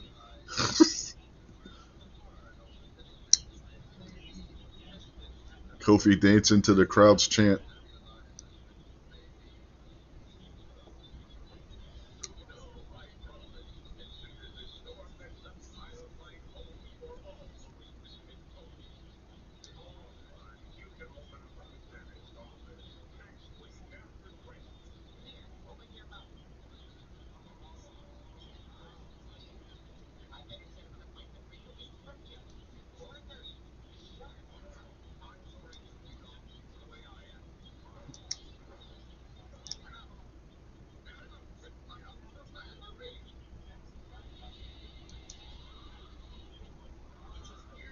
Jesus, Xavier Woods actually looking good in the ring for once.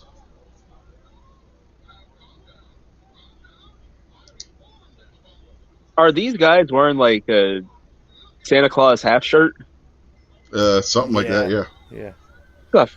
Is that what the guys were talking about in the first place? yeah. Yeah. Being Yeah, because they got gay? like the fur Okay. trim. They got like the fur trim and stuff. Oh god! Like I just realized when he kicked out, I was like, "Oh shit!" I was like, "Oh Yeah, they got the fur trim on the cuffs, like, and Yeah, where if the shirt came all the way down, like Santa's jacket would, and then down around where his boots would be, like Santa's outfit. dude, it's like yeah." No, I was say that is terrible outfit. Like I don't know Mm-hmm. who the hell approved that, but they need kicked in the nuts. it's Yeah, like but the cut of the top and stuff, that's very much like what Shawn Michaels would wear as part of his ring attire.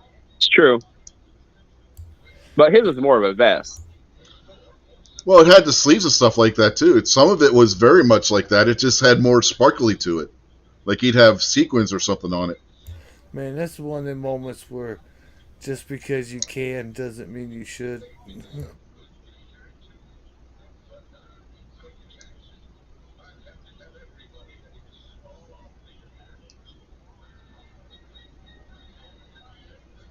Hey, at least they're in the Christmas spirit. Gotta give them that, right? Dude, it's like the elf on the shelf fell off and drowned in a bowl of soy milk. Yeah, the elf on the shelf was attacked by a dog and had his shirt torn. You know, dog tore off half the elf on the shelf's on the elf on the shelf's top.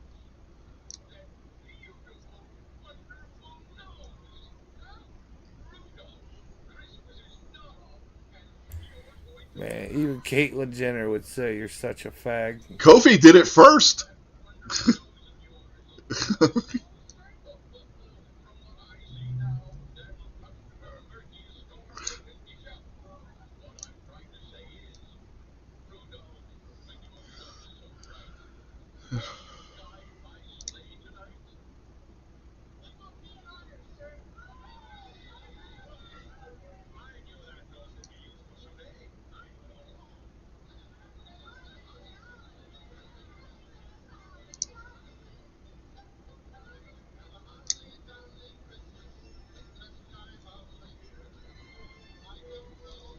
Damn it. Why doesn't Woods wrestle this good on the main roster?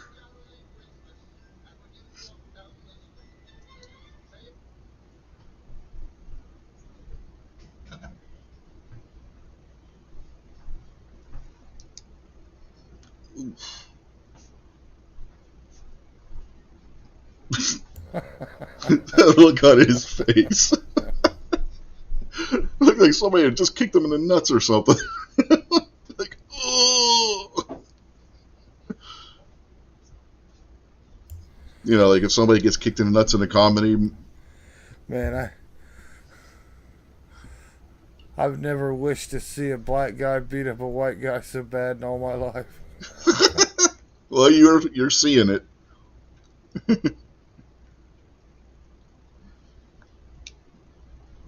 Come on, brother, hit him again. I'm surprised these guys don't have elf ears on.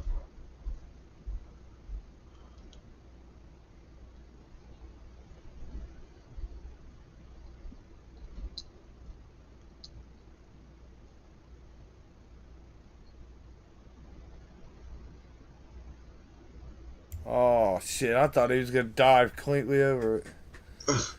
I thought he was just going to dive through them. Oh, and he is. Boom. There we go. Good one, dude.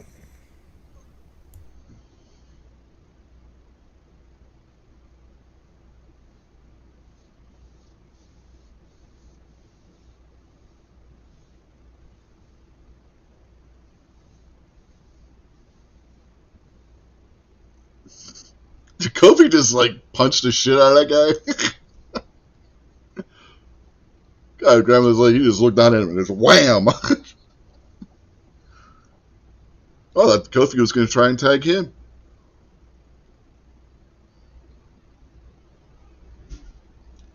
Oopsie. Kofi got a headache.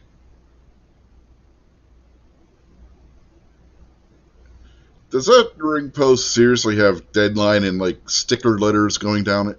Yes. Yes, it does.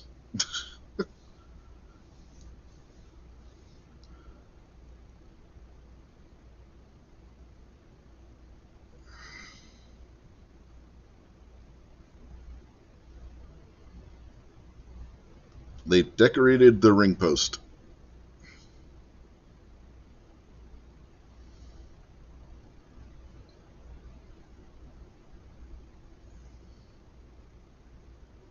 I just want to know what the deadline's for.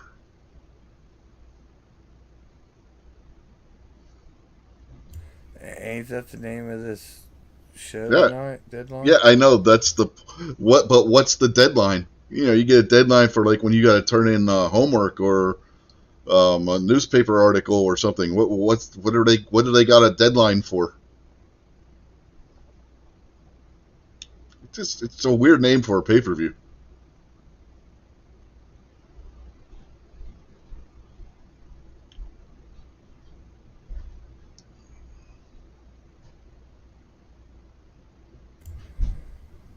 Maybe it's a deadline to their reassignment surgery.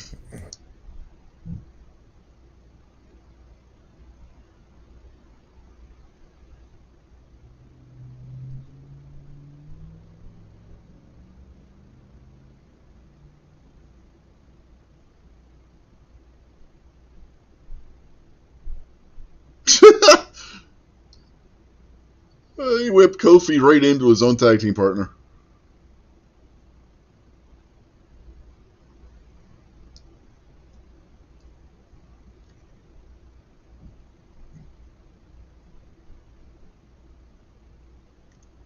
For all of our giving those two guys crap for their outfits, this has been a fairly entertaining match.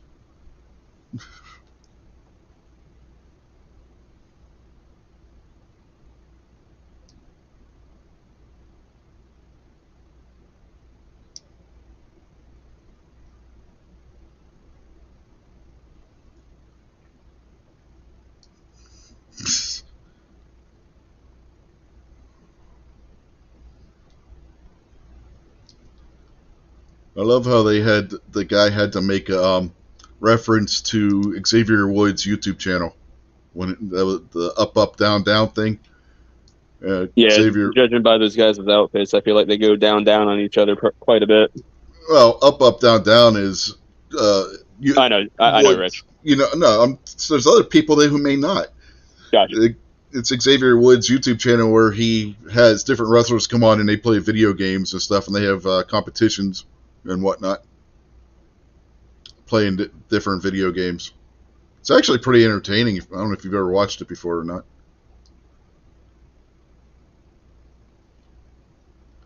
They've actually had wrestlers from other promotions on there at times. Kenny Omega appeared on it.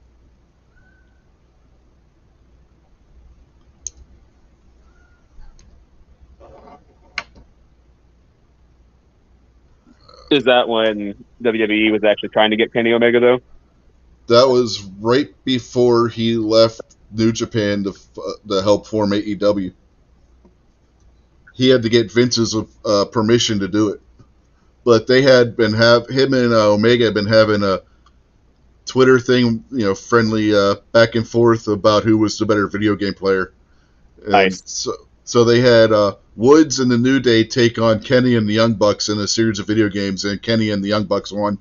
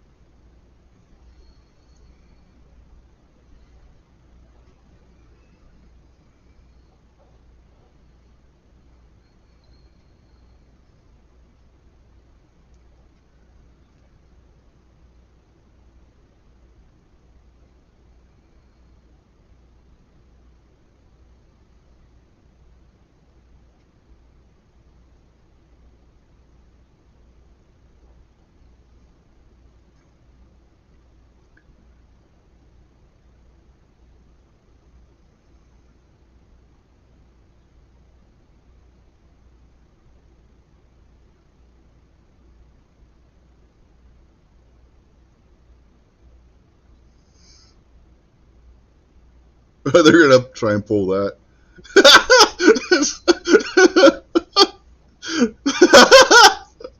They're all gonna act like they were knocked out with the belts. That's a new take on that whole thing. The referee's like, no, the referee ain't buying it.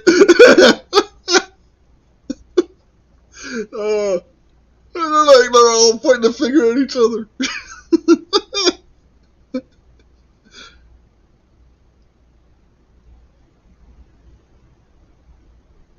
The crowd, this is awesome. Whoop, no, you did.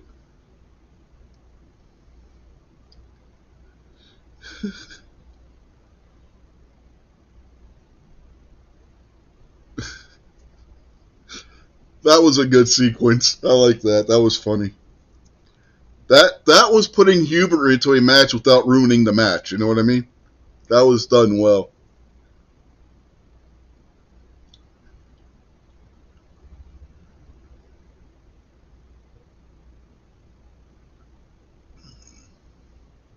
Oh, Trouble in Paradise.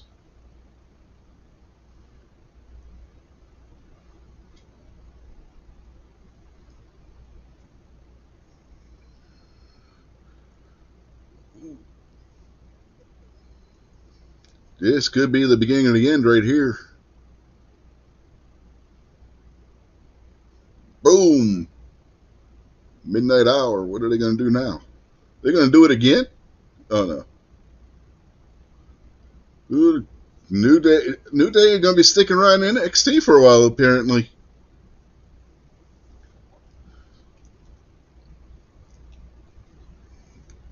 If New Day wrestles like this and when they're on NXT, I'd be down for them being on NXT. I mean, that's the best match I've seen Xavier Woods have.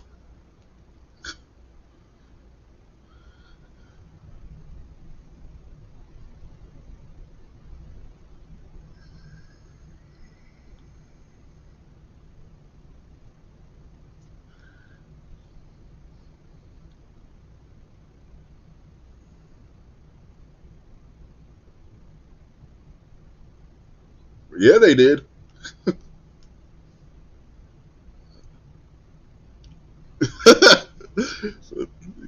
This was still a good play on that whole deal where somebody acts like the other person and with the weapon.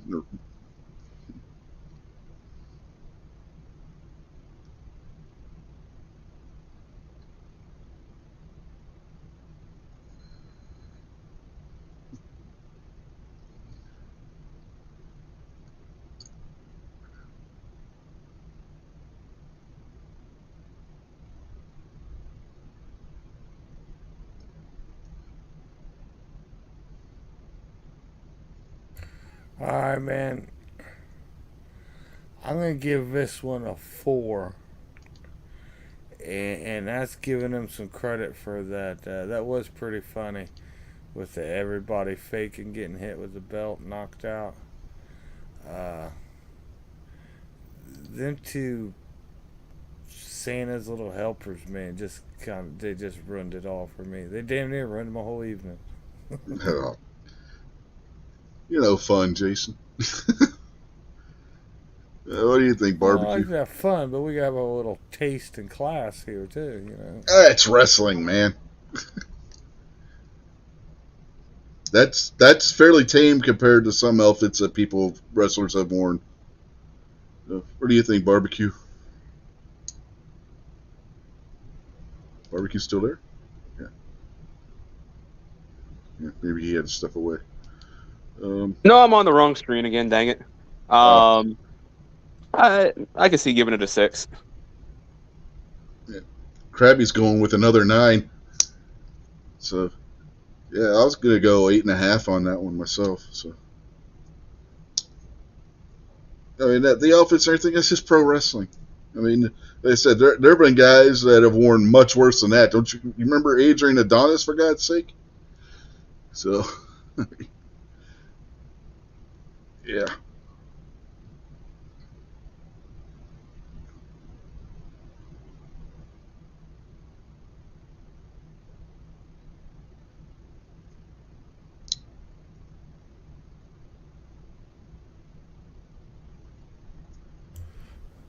Let's hear what these girls are saying. They talking smack.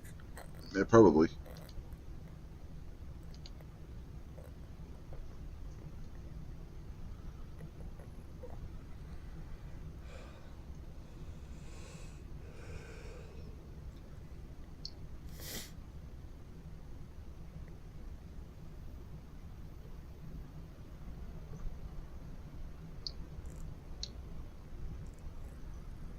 Okay, what the hell was that all about?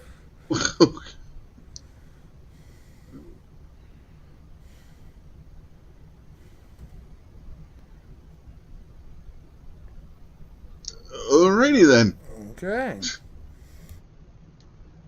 Little street brawling going on. Uh-huh.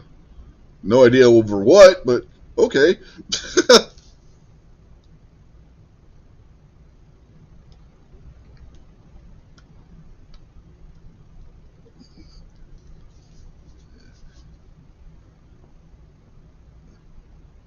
What the hell was with that little Chinese person? Guess that's what that was. With the funny hair. Yeah. See now.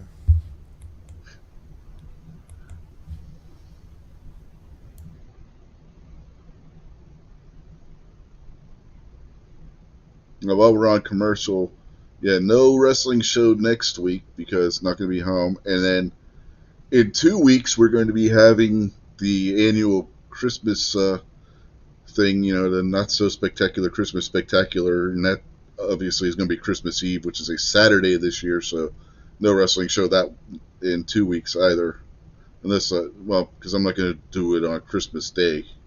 So, yep, no show next week or the week after, as far as the wrestling show is concerned. Just a little channel thing there, so people know not to expect the wrestling show those 2 weeks. But we will be having a pay-per-view coming up at the beginning of the year, because I believe they're doing the day one pay-per-view, but I think it's going to be on I don't think it's the first weekend. I don't think they're doing it on January 1st this year. Well, next year. You know what I mean. I think they're doing it the next weekend after that or something. Or maybe they're not doing it. I don't remember. Anyway, yeah. The point is, next 2 weeks, no wrestling show. So.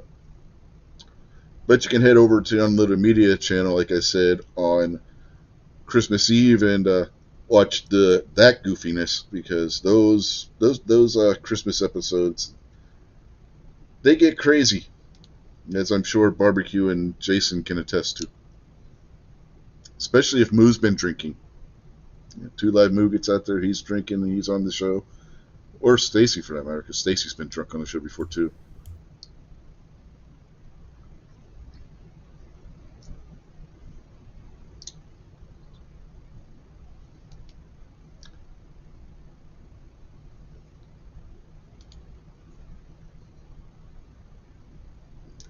And we do have that coming up, the Royal Rumble, in a little over a month. Royal Rumble's always good. Mm-hmm.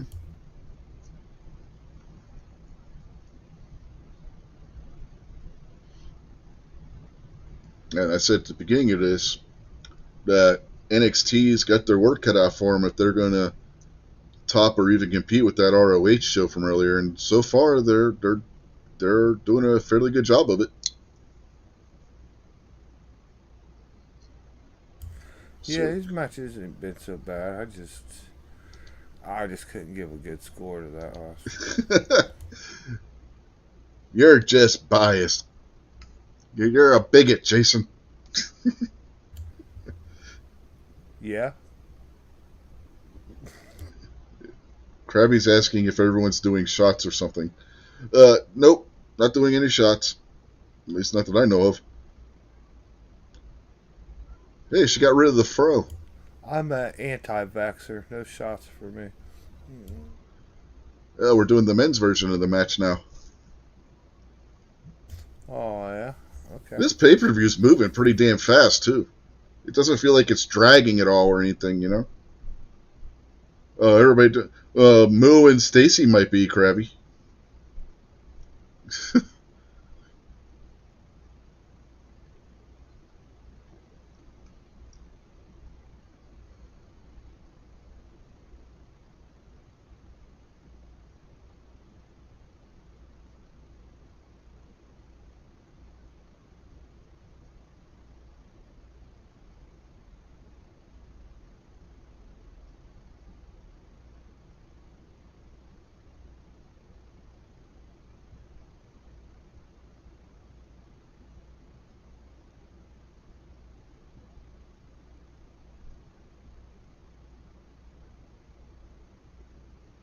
There's a lot of foreigners in NXT.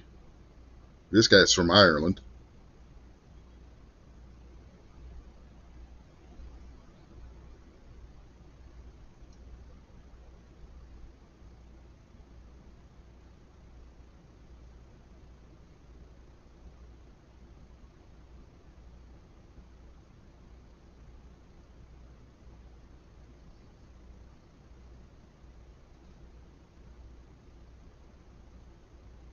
I think that first match was the only one that didn't have anybody that wasn't from the U.S. in it. In that one match, he had two women from the UK.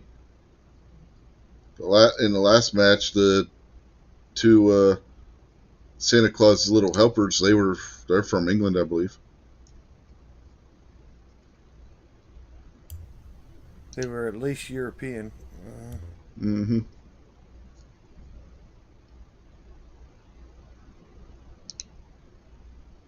think this guy's European too.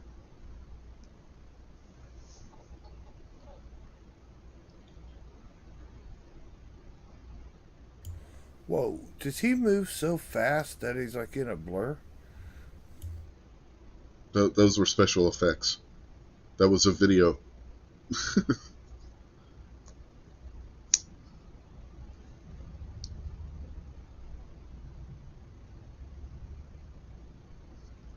They're not doing video. They're doing special effects for this guy. Yeah. If you're in the arena, you're not seeing that. But yeah, it's a cool effect. Yeah, that wasn't so bad. Looks like something you would see in a superhero movie, right? Yeah.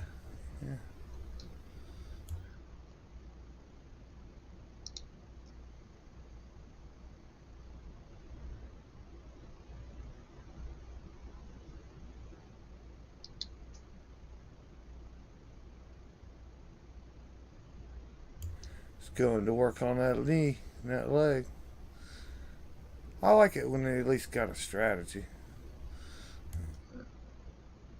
Man, speaking of the Christmas show, I was trying to find a goofy Christmas sweater at Walmart when we went grocery shopping earlier. They don't have any in the men's section. Whole shit ton of them in the women's section, none in the men's section. They don't have any men's goofy Christmas sweaters over there.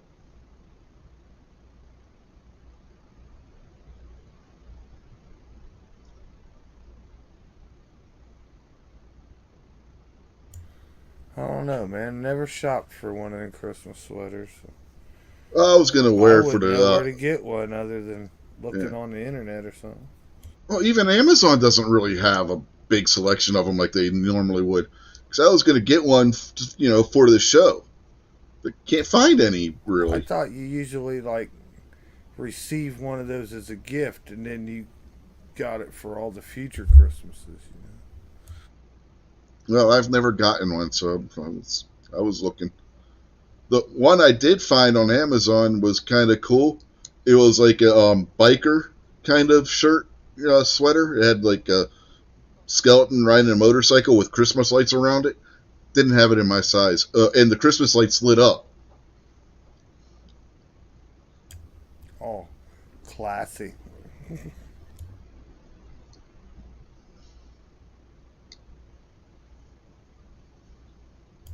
Light up sweaters. That's what Mm-hmm. Christmas is all about. Well, there was a skeleton wearing a Santa Claus hat too. That was riding the motorcycle. It was really cool looking. I mean, honestly, it was probably the coolest or at least one of the coolest of those silly Christmas sweaters that I've ever seen. I'd like to have something with Krampus on it. Yeah, I didn't see anything with Krampus. Another cool one was one they had at a store around here a couple of years ago. It was your typical Christmas sweater with like the snowflakes on the sleeves and stuff, but the main part of the shirt was the Cobra logo from GI Joe. Yeah, that would be cool. It looked like an ugly Christmas sweater that Cobra Commander would wear.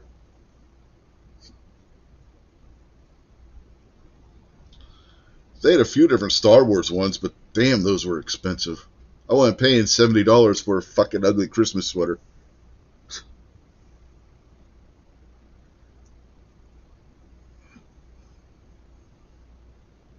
Especially when I don't have $70 to spend on an ugly Christmas sweater.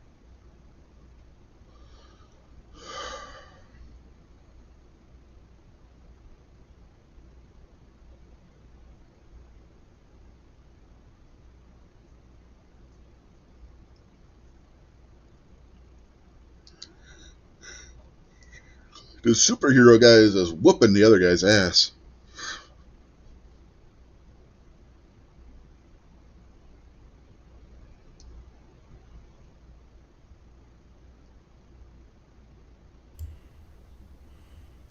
What's his name? Oops. Gacy? Who? Which one? The one in the mask there. Oh, that's Axiom. Axiom, but. Oh, okay. I thought they were matching up the colors on their scoreboard with their outfits. I didn't know.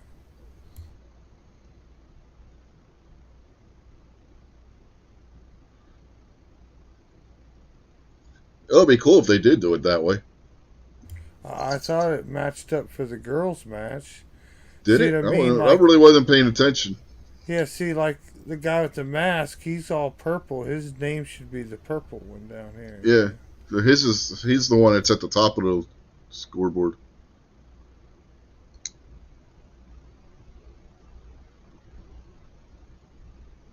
Oh. Damn, that was a hell of a move.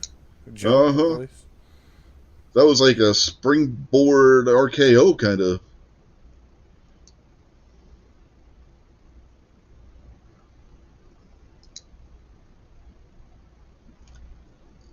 Damn. Oh, God, no, not the shucky ducky quack quack Booker. Don't go there. God.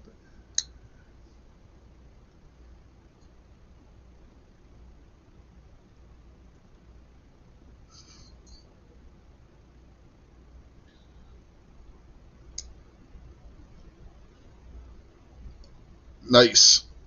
That sequence there was nicely done.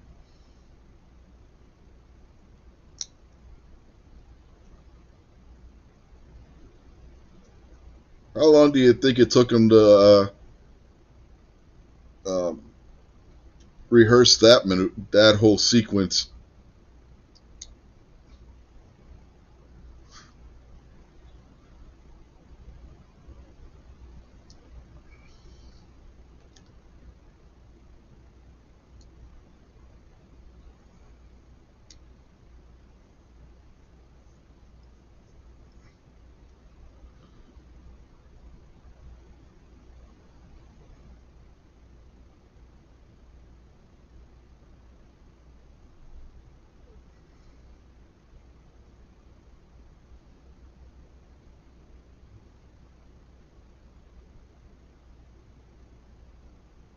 Oh, it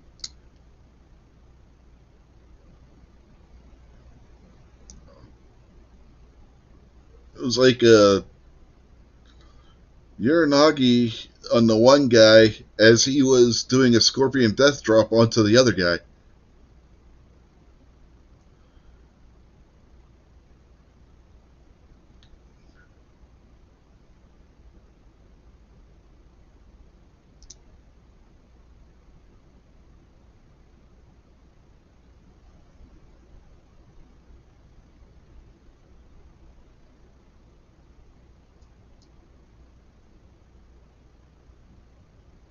Axiom being helped to the box by the ref like he didn't know where the hell he was. And that's hard to do when you're wearing a mask. Yeah.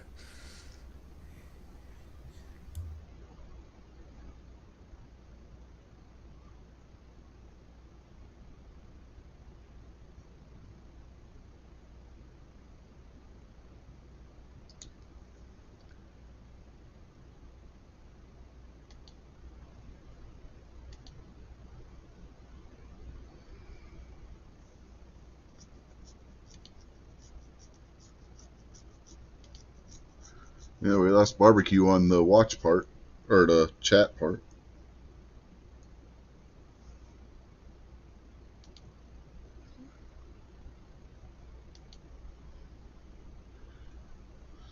Wonder why barbecue was being quiet.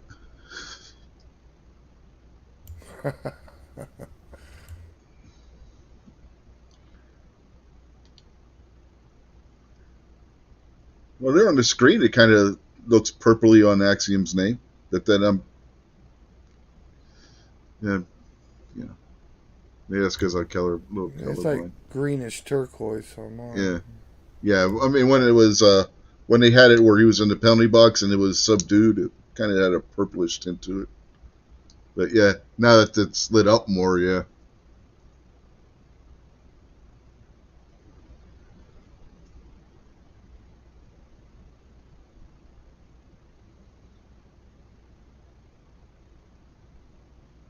Now the women, they use their first names. The men, they're using their last names.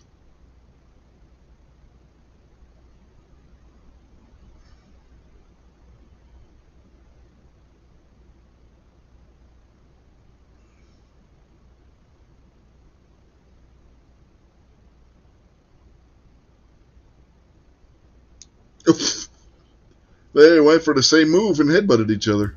Man, that was pretty good as fast as they did that. Uh-huh.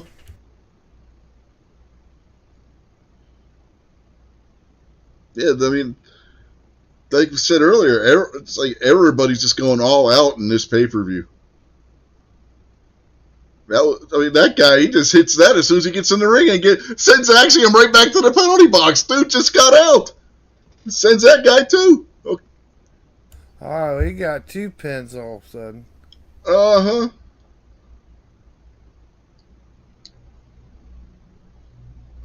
Dude, he comes out and right away within, 10 seconds takes the lead?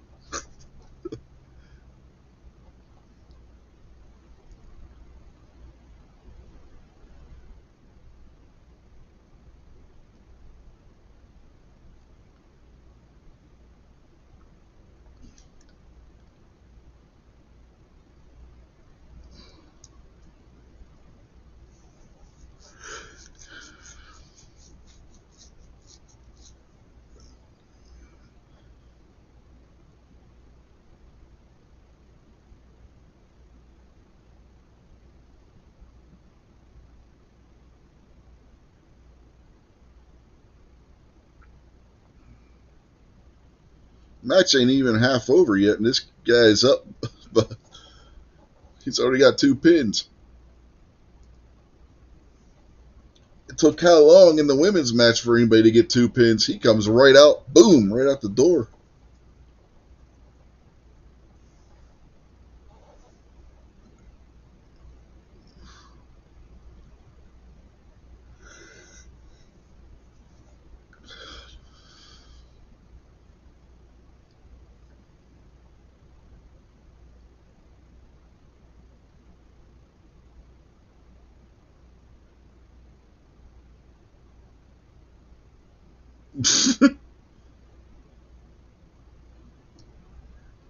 He's beating him up in the penalty box. Can't get a pin there, buddy. Uh-oh. They got a sleeper on him. Oh.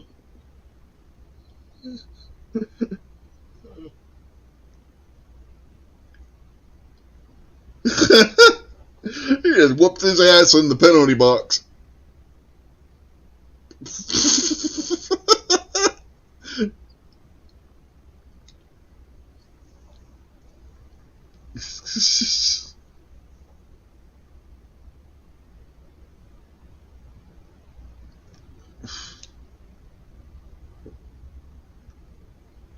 Now, if they were smart, this is where they would grab the JD guy and throw him in the ring and pin him.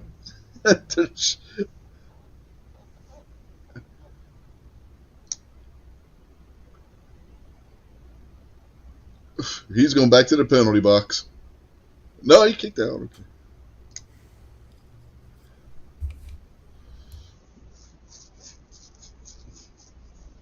I think Axiom doesn't get the point. You're supposed to get points by pinning people, not being the guy getting pinned.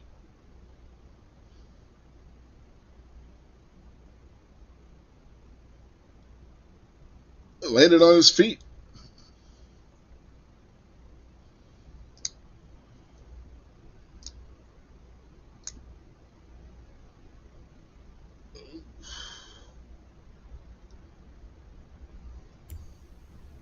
Oh, you talking shit to Booker? Oh.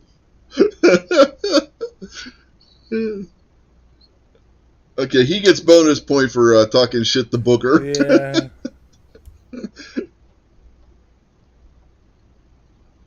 Yeah, nothing gave on that table. That could not have felt good. Well, to the penalty box with you. Oh, Destroyer. He's about to get his second. Oh.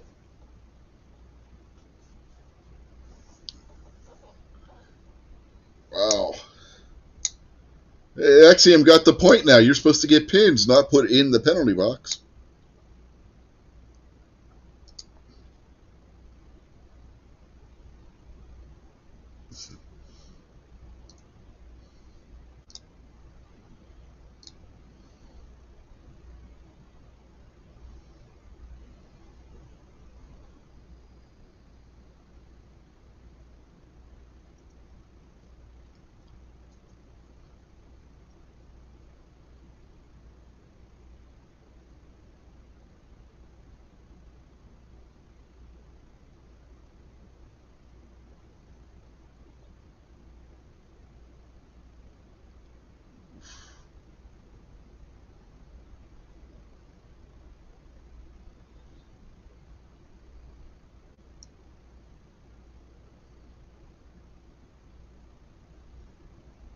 He's fast for a big guy.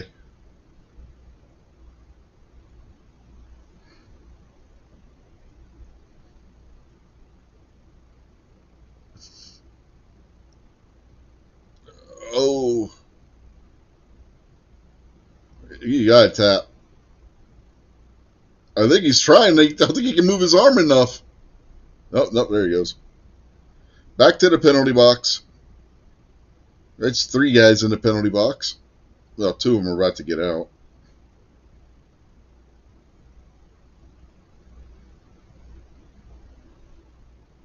Oh.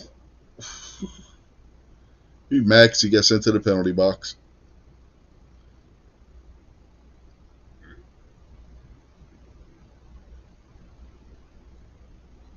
Oh. Yeah. Didn't see any of this in the women's match.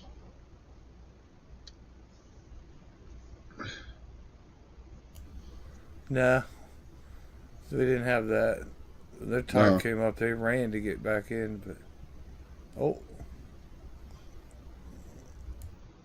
He's like, oh, fuck. Looked over, saw Duke give him the psycho look. He's like, oh, fuck. You can read that. You can read his lips without any trouble on that one.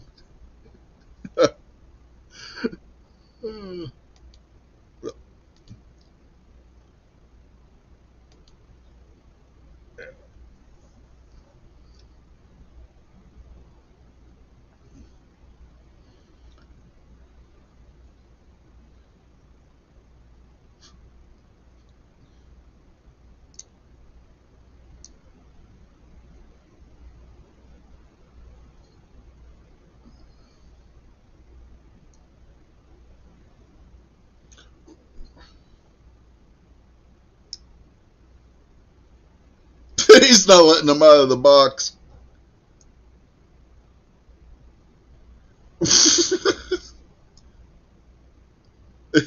He's climbing at the top.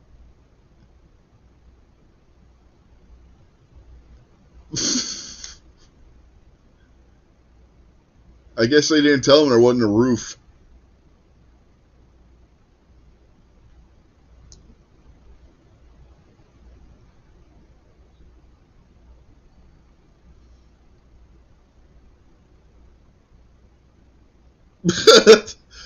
Carmelo Hayes is just standing there in the penalty box like, holy shit. Yeah, here goes the crowd now.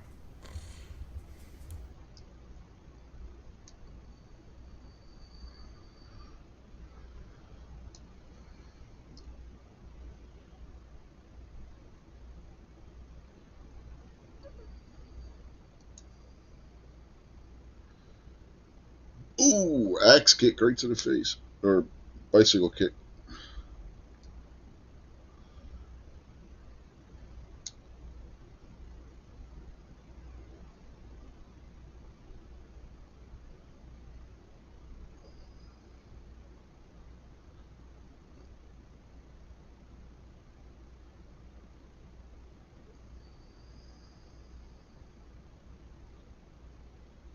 Oh, he's going back to the penalty box.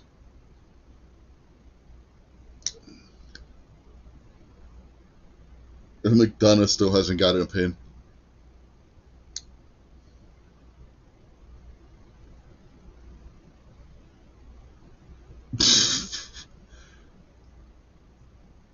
I tell you what, the wrestlers throwing the guys into the box and stuff, that's going to get a bonus point right there because you didn't see that in the women's match.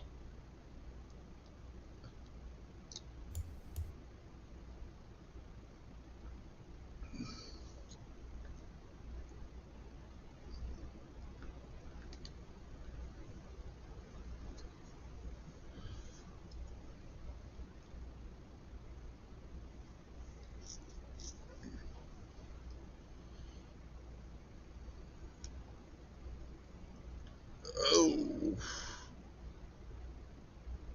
that was an axe kick.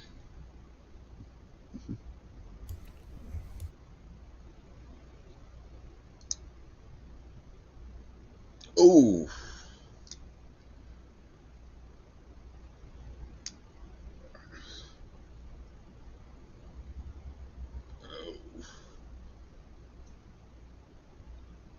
The speed on these suplexes that he's pulling off is Yeah, this ridiculous. dude's on fire right now.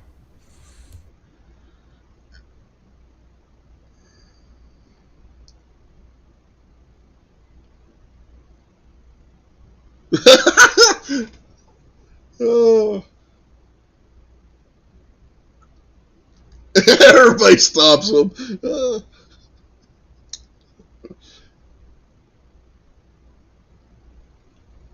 That gives you the impression this guy has no friends.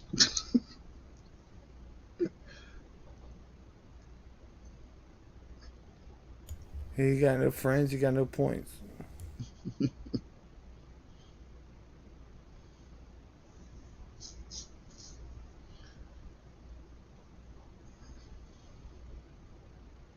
Well, when everybody else in the match is breaking your pinfall, you ain't got no friends because they ain't even letting you get a point.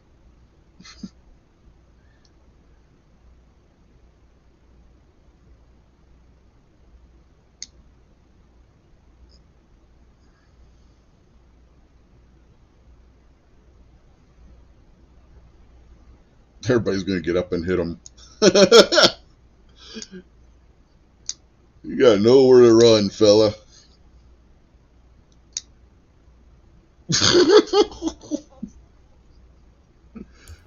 Just like chum in the water. Uh-huh.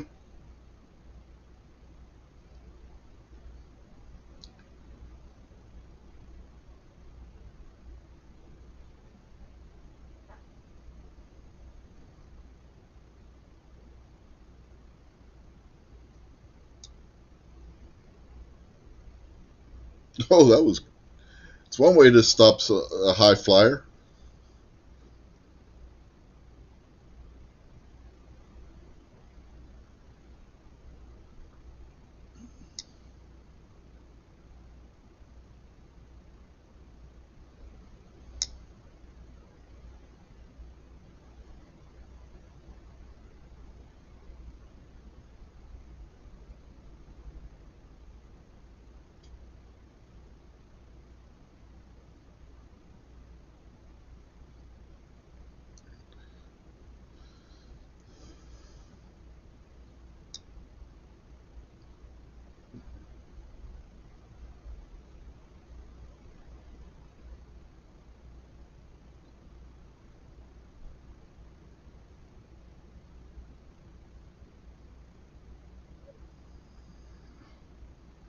Yeah, if he taps, he's done. He's not going to be able to get another point. Oh. Code breaker and a headbutt.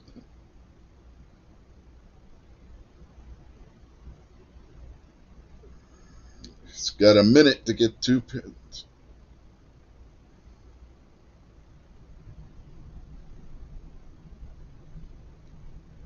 That was good, too.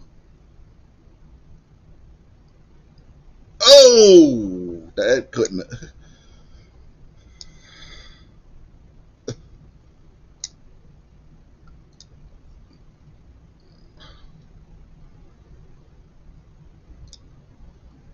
Oh, he takes the lead. Oh shit. He's gonna run. He's gonna he's gonna do what the other chick should have done in the last match and play defense and not allow anybody to get a pinfall.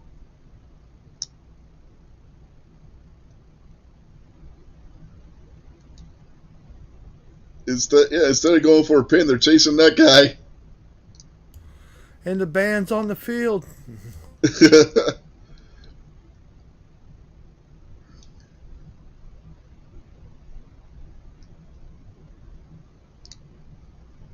That was the best match of the night so far. For this show, anyway. Yeah, I don't know who came up with this match stipulation, but that was awesome. I didn't get to watch the whole match. I was listening to the whole thing though, and just listening to the announcers, I was like, "This sounds like a pretty damn good match." And then I don't know, the last 10 minutes or so, I've gotten to actually watch, and I was like, I like that. Yeah. Krabby's giving it another 9. He's given a 9 to every match so far tonight. You know, this one I'll give a 9 too, man. This was pretty good. Yeah, I'm going 9.5. No, I'll go 10. I'm going to give this one a 10. I was going to say, I'm giving it a solid 10. That was a great match. It wasn't too high spotty. I mean, having 4 guys in there like that, it could have been an absolute spot fest. 5 guys. Oh, yeah, 5. Yeah. I mean, great match. Thoroughly enjoyed that.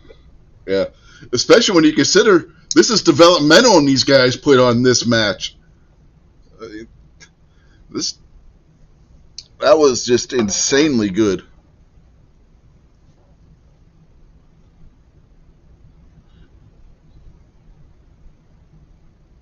I'm still going to give match of the day to FTR versus the Briscoes over on the ROH show, but damn, this was close.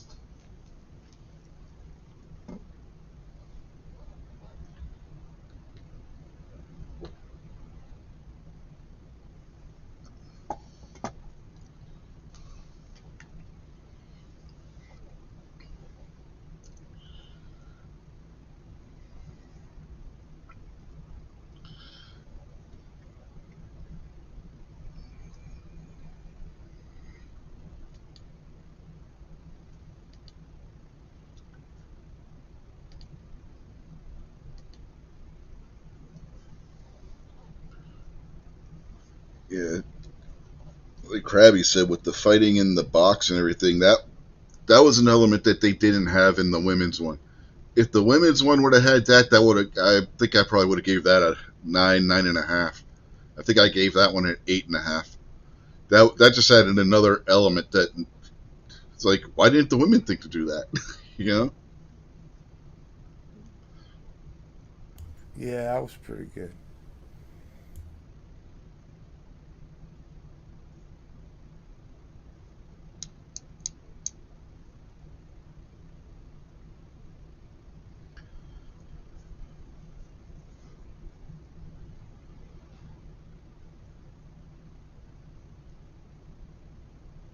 I still like when Waller went over and was getting in Booker T's face.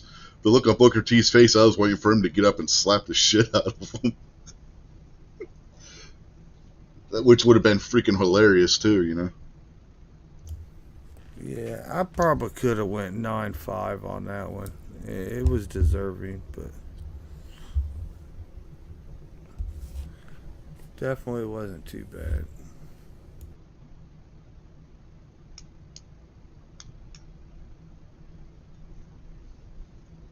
Yeah, this has been a hell of a pay-per-view so far.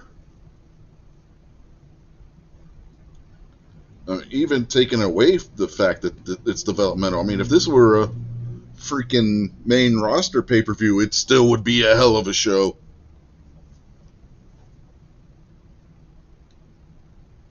They're taking off all the damn reins and stuff that Vince was putting on the NXT guys. They've been let loose to show what they can do, and they ain't holding back on this show. I mean, the speed that McDonough was hitting those damn suplexes when those guys were coming in the ring, the velocity on those suplexes, god damn, that had to hurt. I don't care if predetermined and all that shit. Yeah, okay. You ain't gonna tell me those suplexes, as fast as he was snapping them off on those guys, wasn't hurting. You know what I mean? It looked like it hurt like hell. Yeah, this whole show's been action packed without much wasted time or efforts or Yeah, no playing around with the crowd and your face gestures and shit. This has all been action.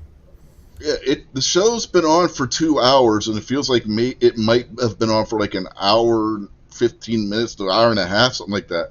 It's moving fast because of how action paced it is. There hasn't been a slow moment the whole thing. It's just constant action, and it's making it seem like it's been shorter than what it has been. If there's one thing that's dragging it down, it's the damn commercials. You know?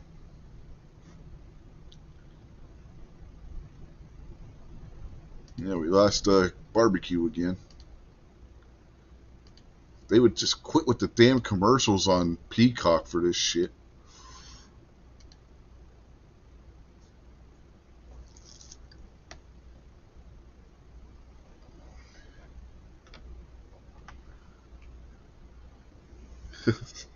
Krabby says he doesn't even mind the commercials because it's giving him a chance to catch his breath.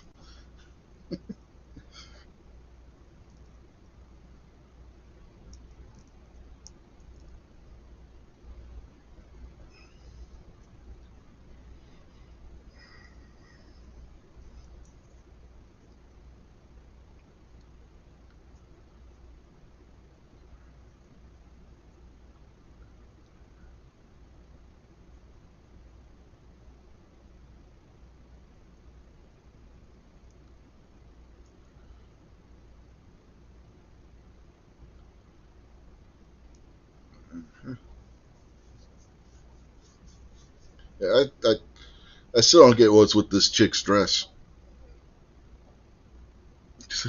Yeah, there's too much of it.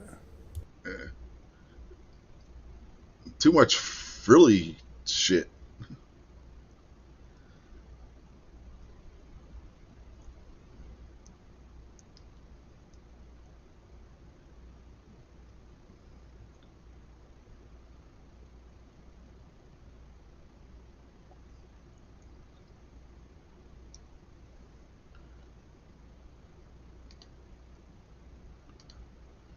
Sorry, my phone died right as I was getting ready to plug it in. It's like, crap. Wondering what happened there. Yep.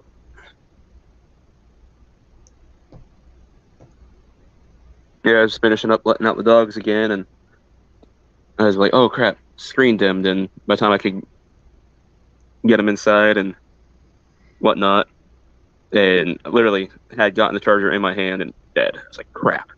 Uh,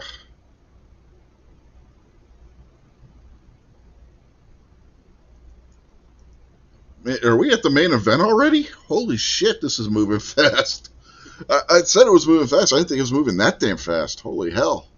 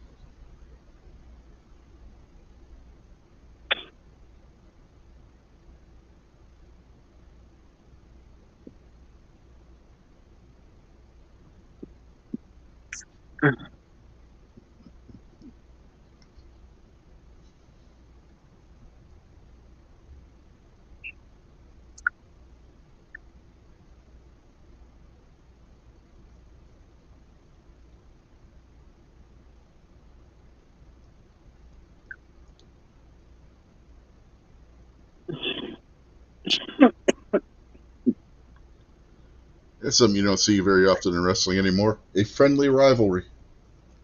Sportsmanship. Yeah, no, that was. Yeah. Oh shit! I've been unmuted that whole time. I'm sorry. I'm sitting here hacking up a lung. Oh, damn. Could have hollered at me, been like, "Barbecue, mute yourself." Didn't really hear you that much. Oh, cool. But no, I really like that vignette. That was a good one. Uh-huh. And normally when you do something like that, it doesn't typically work out. But that one was good.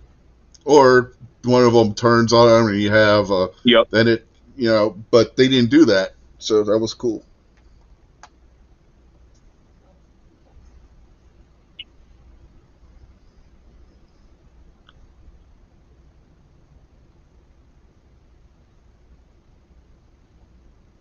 I mean, even the handshake, it wasn't like a contentious handshake. It was a friendly handshake, Yeah. Well, man, I'm gonna have to tap out for this one. You guys Yeah. let me know what happens tomorrow or something on this one. You getting too tired there, Jason? Yeah, it's been a bad day. I got another one tomorrow. Yeah. Oh, I'm sorry, fella. I gotta change my oil in the truck before I even start anything. So Well, hopefully it ain't too bad, and try and get some rest. yeah, I'll get you. Yeah, let me know what happens, man. You guys enjoy it. Yep. See you later. See you, Jason. Krabby. Let- See you, barbecue. Later.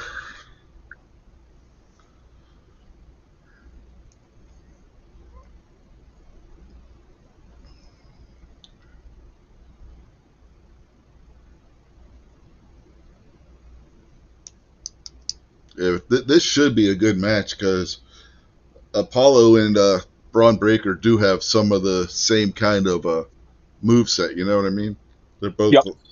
They both use their strength and they both have a lot of speed to them. So this should be a good, fast kind of Haas fight. If you know what I mean. Yeah.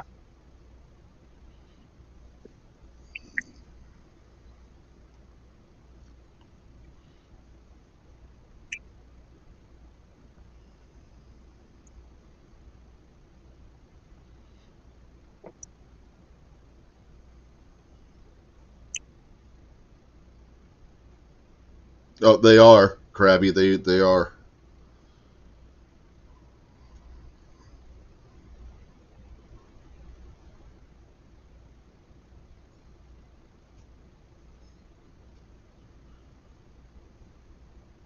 Yeah. Braun's dad wishes he was athletic as Braun is, and his dad is in the Hall of Fame.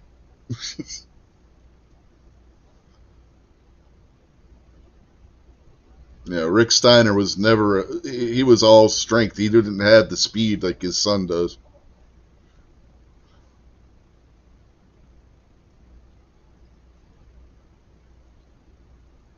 Now Scott Steiner, on the other hand, That was all roids. huh? I said Scott Steiner was all roids. Yeah, but he did have athleticism to him too. I mean, look at the Frankensteiner. Well, I mean, both Rick and Scott. I mean, they're both world class amateur wrestlers. Yeah. To say Rick wasn't No, I mean incredible compared. athlete. That's not what I'm saying. I mean, I'm saying athletic as in like the way his son is. The moves that his son pulls off, you wouldn't have seen Rick doing. Oh yeah, but that could also be just be a style thing. Like, he might not have felt that was the appropriate Well, thing for him to do. they didn't do that kind of stuff back then. You got to Yeah, but I'm Scott. talking like even the Steiner recliner, Well, Steiner recliner was just the Hurricane Rana. no, that was the Frankensteiner. Or yeah, the This Frankensteiner. Excuse me. I'm sorry. Yeah, the Steiner recliner was Was the a Cobra camel clutch, clutch. wasn't it? Yeah, camel Yeah, clutch. Yeah. yeah. I meant But the Frankensteiner. yeah, I was gonna say Scott Steiner is responsible for big guys starting to do those kind of moves. He was the Yep. first big guy to do that kind of stuff. Then Bam Bam came along and was doing moonsaults and stuff at near 400 pounds. Vader too. Yeah. Vader. Well, I mean, Bam Bam Vader, too. But both of those guys, freak Vader, athletes. yeah, Vader didn't climb to the top rope and do it. Bam Bam did. Yeah, both of them, absolute freaks. Mm-hmm. I never realized how much Braun Breaker looks like his dad. Like, holy shit. Mm-hmm. Well, do you ever see the picture of him, Scott, and Rick from the Hall of Fame? No. He looks so much like his dad and uncle. It's ridiculous when they're standing next to each other.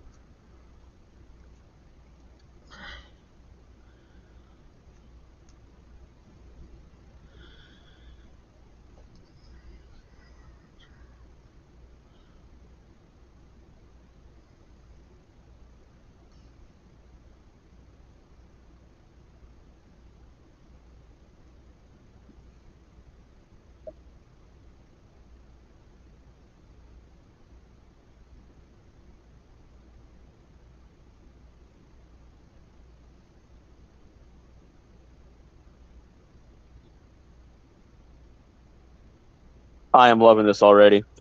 Mm-hmm. You never see the test of strength anymore. This is awesome.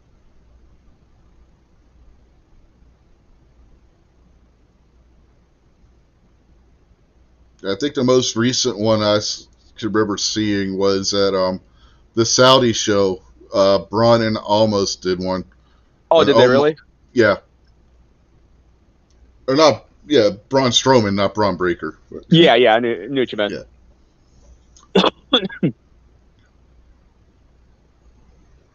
Gotta specify which Braun.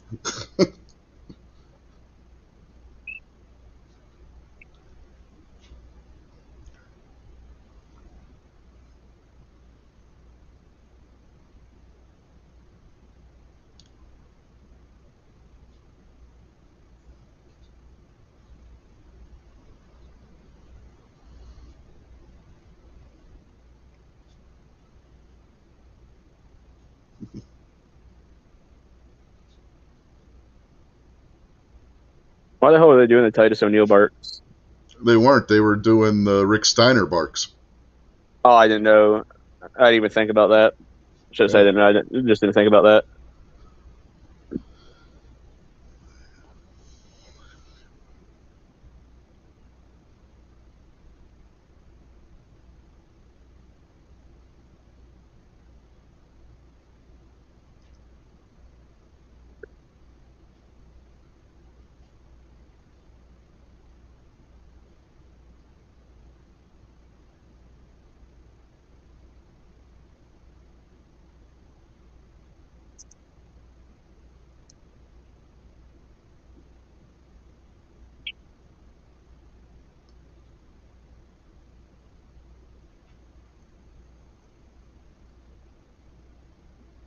All right, that was sweet.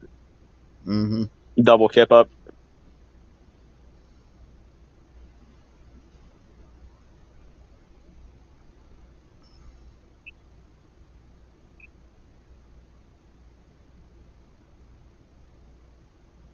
That's the kind of thing I was talking about the athleticism that he has that you didn't see his dad having.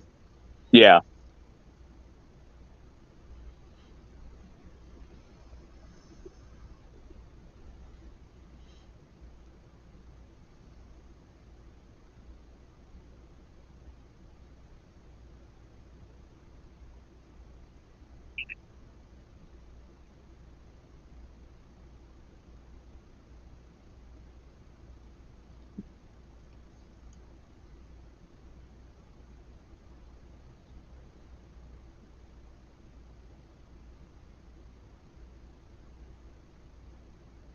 Now Apollo's getting a little heel here. chippy.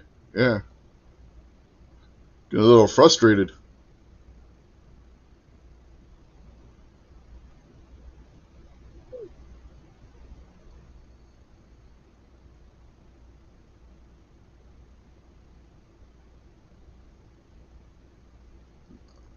See the height he got on that standing? Yep.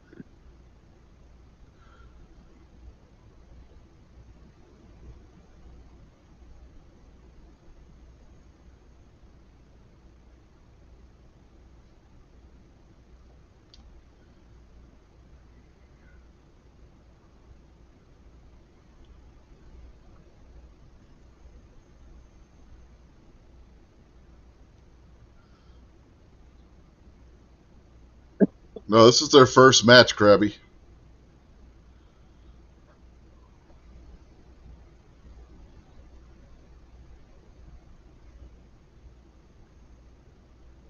And just with the way it's going, I'm almost thinking they're gonna turn Apollo heel. Well, he was a heel before they sent him down to NXT. Yeah. This almost feels like they're doing a feel out, like they're trying to get the feel of each other. Friggin' Northern Lights suplex, terrific.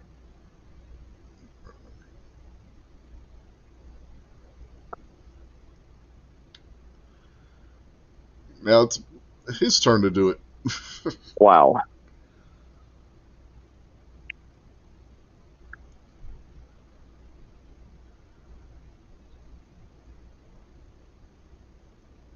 Yeah, I think Apollo's was better. The standing moonsault, because Apollo got so much height from just standing there, and the velocity Yeah, but of the flip. does Apollo's just look better because he's shorter? Well, he didn't have. Braun didn't have the velocity of this in the, whatnot when he did it. If we could rewind this, Apollo did a flip while he was doing it. More, I mean, the sunset. The move does a flip anyway, but he did like a flip in the flip. If you were watching, he did Oh, like I didn't catch that. yeah.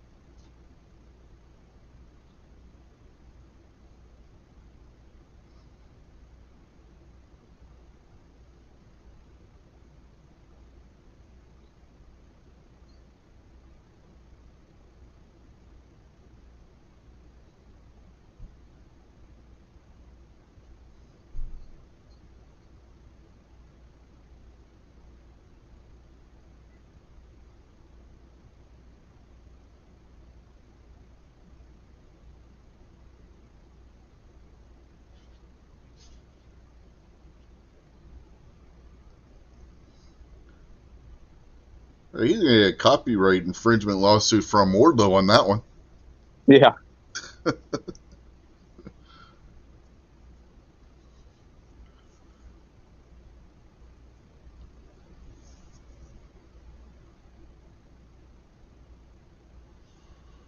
Frog splash. Did not see the frog splash coming. I thought for sure he's gonna do a moonsault. He's a little far away for a moonsault. A little bit. I mean, the fact that he jumped halfway across the ring to hit that frog splash.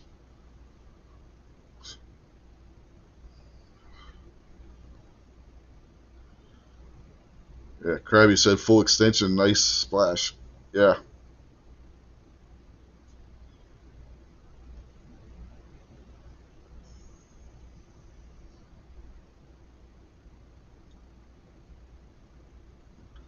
The only person I've seen do a better frog splash recently is Montez Ford.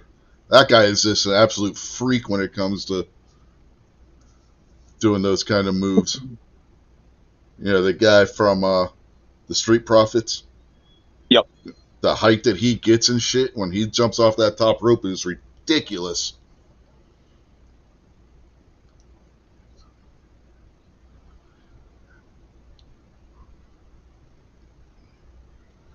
Oh, caught him and hit with a spine buster.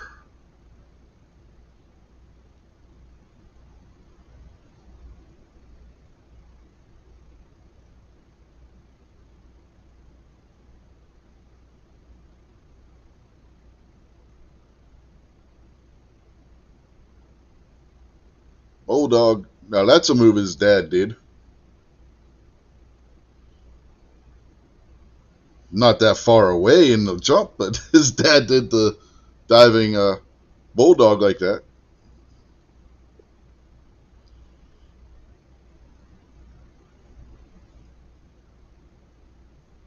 That was his dad's finisher for the longest time when he was wrestling solo.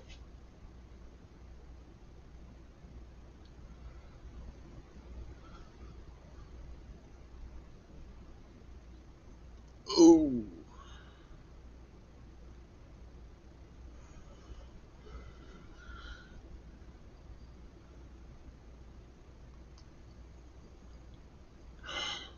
Did his dad do that diving bulldog from the top rope or the second rope? I think the second. Yeah, I was thinking about that now.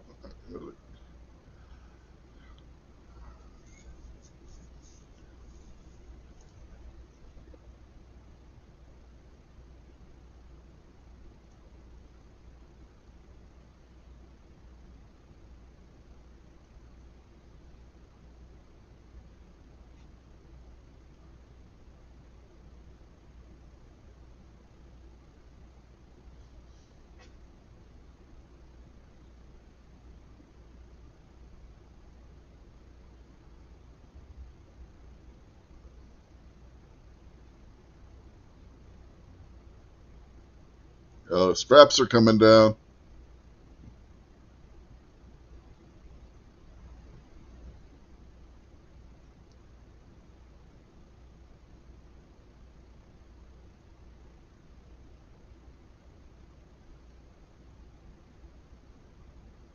Oh, damn.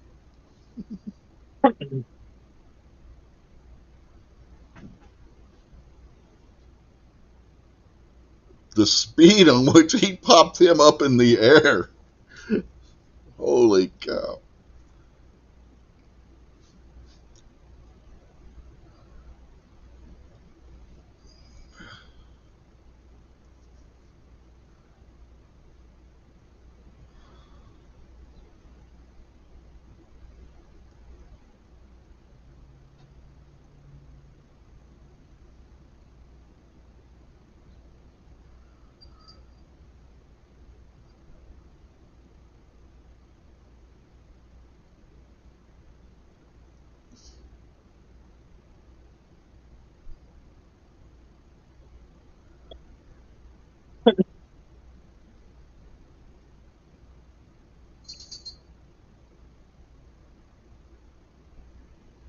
Hockey fight.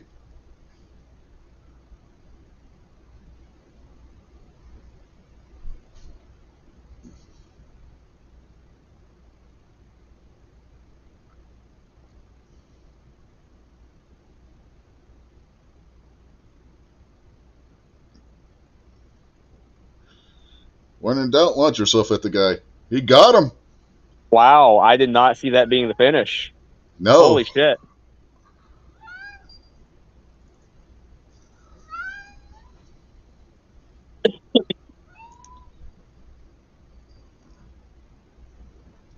that was a completely different match than all the other matches on the show tonight.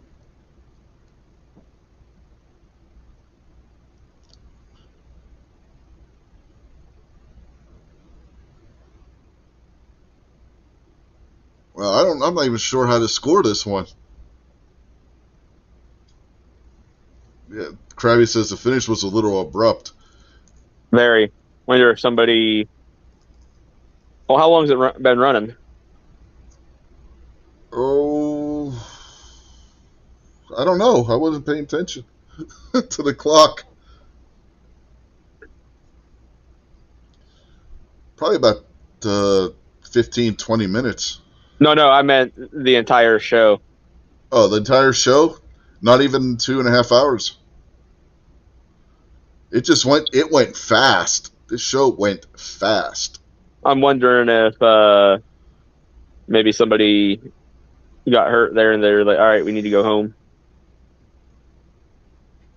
Because I mean, that was a very abrupt ending. Just the spear out of nowhere. Oh! And that got the 3.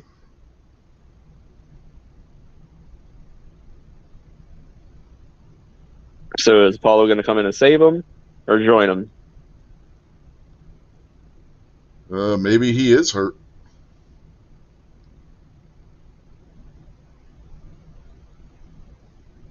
Because they haven't shown Apollo since he took the pin. No. And that's a typical WWE thing to do. If somebody's hurt, they don't show them. Yep.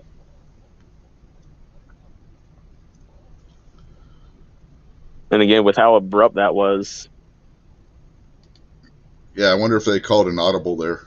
That seems like that could be the case. But then I'm like, where the hell did it happen? Because, I mean, Apollo, I mean, obviously, with wrestling like this, it takes 2 to tango. You know, if the other guy sandbags you, you're not doing anything anyways. But even still, with the stuff Apollo was doing, like, there was no hint that he was hurt. Maybe that's what they were talking about when they were at the ropes right before they started punching each other. Maybe.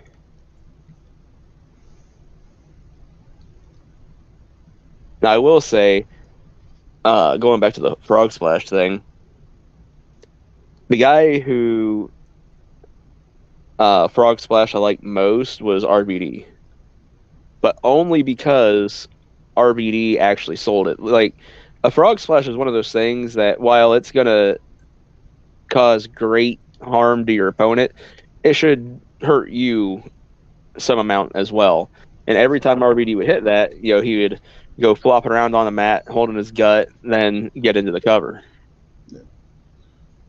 Well, Ford does too. If you watch when Ford does it, he doesn't just right away cover somebody. He acts like it hurt, then he covered them. Which is actually really good too, because if and when they kick out, it helps protect your finisher because you didn't go for that cover right away. Mm-hmm.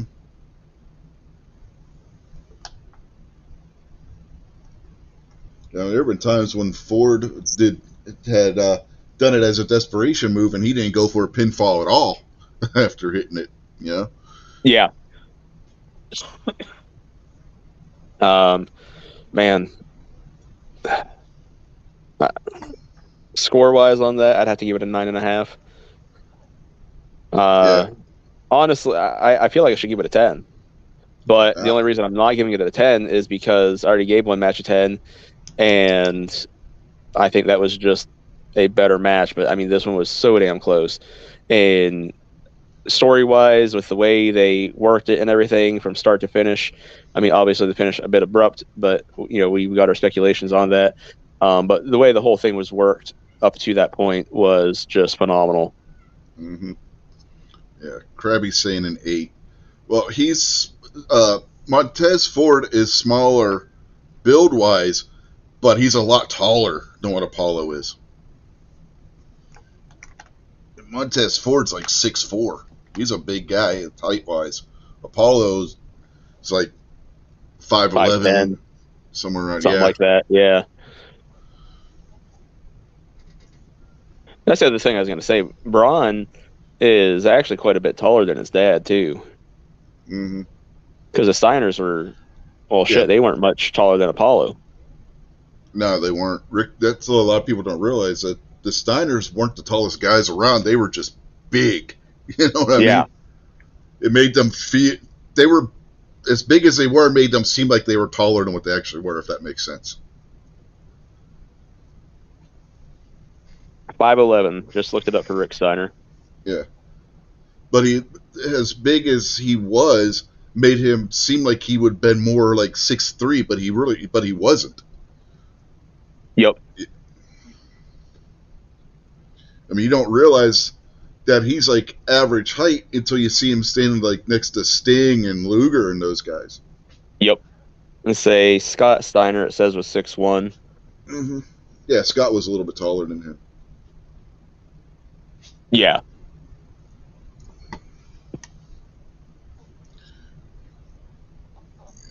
I'm thinking I'm going to give that one a 9. It wasn't the best match on the card, but still, it was a damn good one for what it was. And it was a totally different pace to that match than what the other matches had, too, which, like, you know what I mean? Yep. I'm a little surprised here. I looked up Apollo Crews. He's 6'1". Is he? He doesn't seem like he's that tall. No, I didn't think so either, but that's what the Google machine says. Maybe it's just the guys that he wrestles. Maybe. Yeah. I mean, I would have never in a million years bet that he is even hitting the 6 foot mark. I would have said 6 foot. Max. Yeah, I would have said 6 foot at most. Yeah. Wow. Krabby's saying a 10 for the pay-per-view overall. I'm going to say 9.5 for overall. That was a damn good show. I was saying... okay. I was just saying I didn't get to watch the whole thing, so again, off of what I watched, I could give it a solid 8.5, 9. Yeah. I said at the beginning of the show, during the pre-show, when we first started, that they had their work cut out for them if they were going to match that ROH show, let alone surpass it.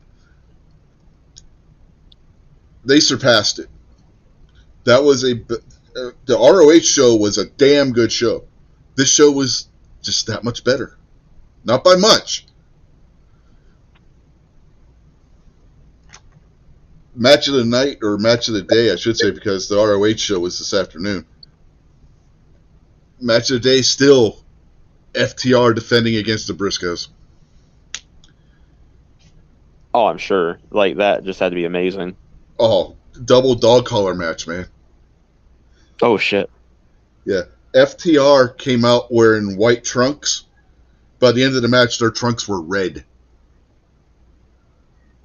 Wow. Everybody was bleeding, including one of the referees. Yeah,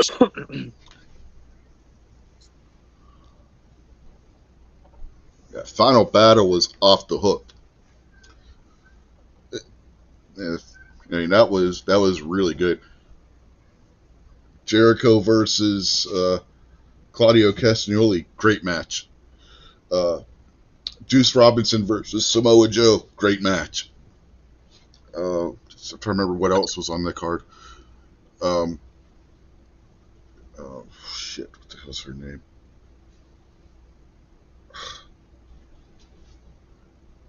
I'm trying to complete blank on her name, but Athena, who used to be Ember Moon in WWE, was Mercedes Martinez. She was taking on Mercedes Martinez for the ROH title. Good, very good match. Christ, who else wrestled on that show? Kingdom versus Top Flight, good match. That was on the pre-show, if I remember right. But yeah, there were a lot of good matches on Final Battle as well. So if you haven't, anybody out there watching didn't see Final Battle, I recommend that too. Not just, and as well as this show. I mean, there was some really good wrestling today between ROH and NXT. You know, if NXT keeps puts on more shows like this one, This could be like when there was the Black and Gold, where the Black and Gold was the best of the WWE brands. It was much as Triple H is making the main roster better. He's still got some work to do because he's still got to get everything completely like he wants it. NXT right now is like when he was running it and had everything the way he is, because Shawn Michaels is the guy running it. And he's running NXT like Hunter was running NXT, which Yep. I don't know if you know. I don't know if you heard this earlier when we were talking about it. William Regal has been partially let out of his AEW contract at the beginning of the year. He's going back to NXT. Yeah. But in an off-screen role until his contract with AEW runs out. He went to Tony Khan and asked him if he could go back to WWE so he could work with his son, and Tony Khan told him, yes, you can do, and everything. And the story with him and the Blackpool Combat Club had pretty much run its course at this point, with him betraying Moxley at the pay-per-view and everything that went down there. Yep. And then they wrote Regal out of the show. Like I said this earlier, like it was like, you know how in the movies they'll have the father or whoever record a video, like, if you're watching this, I'm already dead. It was one of those kind of videos that they had.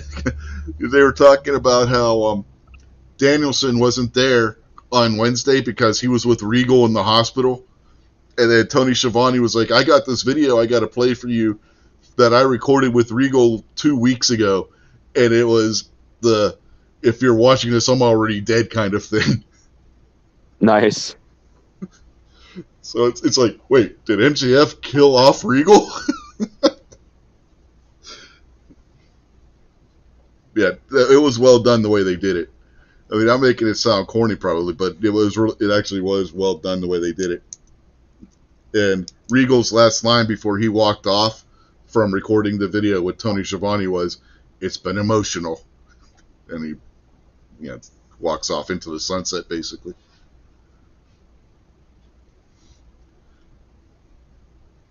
But yeah, that was good too. There's been some good wrestling this week between AEW and the.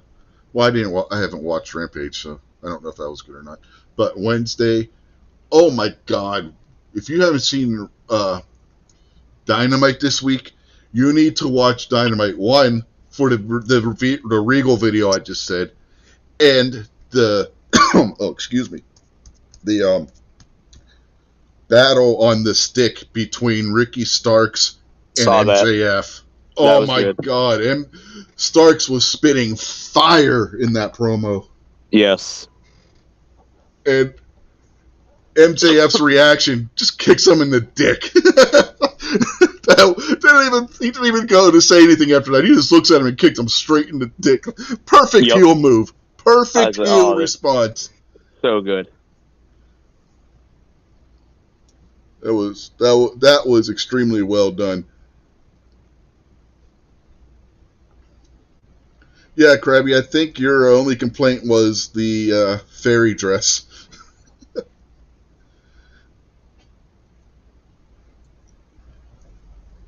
But yeah, today the ROH show was extremely entertaining.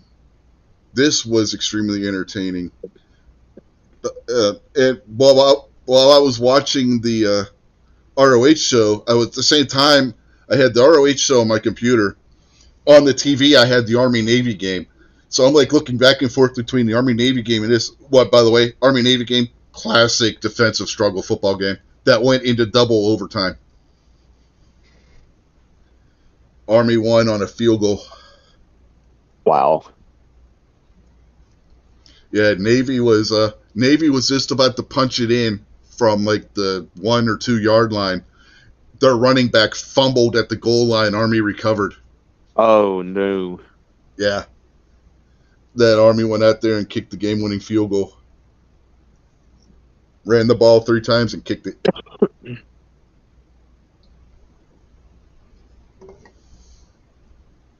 Final was 20-17. It was 10-10 at the end of the regulation. Nice.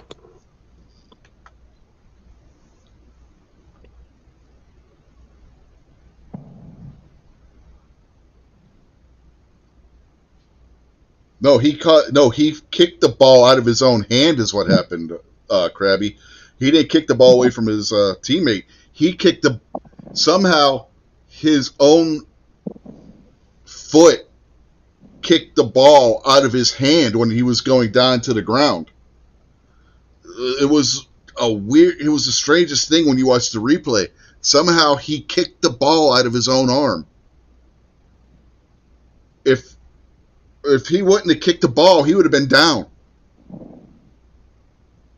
It was really weird. I've never seen anything like that before. The way he was going down, his foot came up. I got to turn my camera on here for this one because it moved my computer out so my camera will show. He had the ball in the crook of his arm. Somehow his foot came up like this, and hit the ball as he was going to the turf. If that wouldn't, yeah, I'm not as flexible as I used. Hockey injury. No, I'm not as flexible as I used to be. When I played hockey, I could easily have done what I was trying to do because I was, being a goaltender, you got to be extremely flexible. But yeah, it was weird. He kicked the ball out of his own arm. Oops, I don't need my camera on. Yeah, mini offensive explosion, and it would have been 14-10 if you think about it. But then you had that ticky-tacky block in the back call, where the guy stops right in front of him as he's running to try and cut off the blocker was running, trying to, cut off the guy that was running towards the ball carrier. And where the guy stopped, there was no way he was going to avoid the guy, you know what I mean? You don't slow down like that, You don't stop on a dime. And all he really did was put his hands on the guy. He didn't push off on him or anything. They threw a flag on him. How many times do we see people do that without a flag? Am I explaining it right? Do you understand what I'm saying? Yep. I mean, even Gene Stellator, I think, who for the longest time was a long career as an NFL referee. He was the official, the guy. How they have the retired referees who comment on things. He couldn't believe that they threw the flag on that. He's like, I wouldn't have threw the flag on that. He's like, textbook by the letter. He's like, yeah, okay, but sometimes referees got to make a judgment call, and he's like, that wasn't a good one. The game would never even went into overtime at that point. Because Army, like I said, Army would have been up 14-10.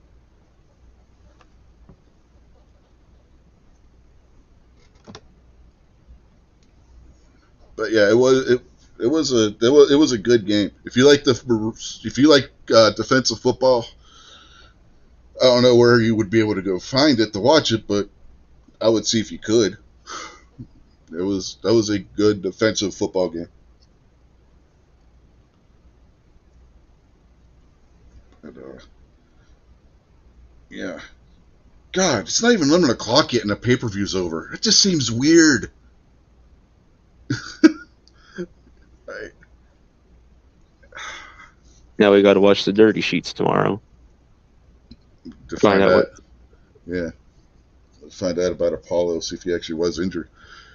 'Cause it sure seems like that's the case, the way they ended that so abrupt, and the fact that they never showed him after the match. That just seemed like a match where they were going to have the two guys face off again, like it didn't settle anything. You know what I mean? Yep. I'm wondering if Waller coming out at the end was done as an audible, and that's what Apollo was supposed to do. Yeah. Or that's what I was waiting. Oh, good. I was gonna say I was waiting for Apollo to either come in and make the save, mm-hmm. and be like, "Hey, though, me and this guy just went to war, or Apollo come in and join in with Waller and complete the heel turn. Or Apollo comes in, makes the save, chases Waller off, gets back in the ring, and the two have a stare down. That, or, Braun gets up, holding his ribs or something. Both extend hands to shake, and then friggin' Apollo just creams them. Mm-hmm. But, I mean, either way, obviously, none of that happened because it seems like Apollo might have gotten injured. Yeah, so it seems like anyway. It has that feel to the way it ended, and then the Waller interference coming out. Yep. And Waller coming out and doing it to set up because he won the whatever they called that match. I really liked it, though. Like, oh, man. Because I don't know who the brainchild is behind that, but Shawn Michaels, he came up. That's what I kind of figured. I mean, I don't want to call him the king of the Iron Man, but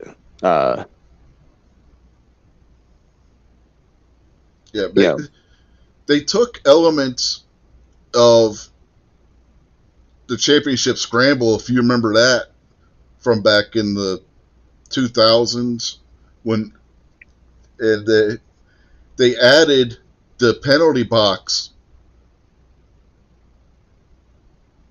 and the timer from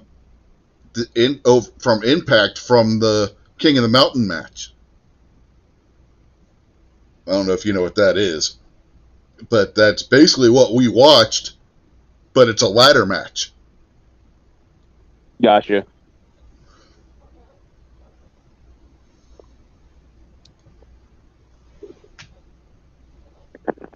And you're not allowed to climb the ladder until you pin somebody. But if you get pinned, you have to start over again.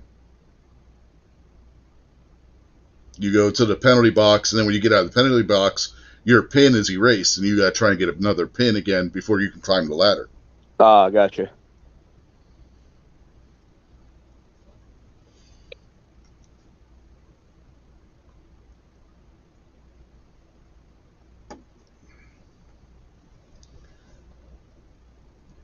Whereas this one, there wasn't a ladder match, it was an Iron Man match. But they incorporated like I said, the penalty box and the countdown timer for what people entering the match from the King of the Mountain match. So yeah, but that people were wondering how that was going to go down, if it was going to be a good match or if it was going to be a clusterfuck. It was a good match. Both of them were. Both of those matches, the men's and women's, were really good matches. And that the women's match that was right after it, I don't think you saw the first two. You didn't see the women's version of that match or the one-on-one between the two women after that, did you? No.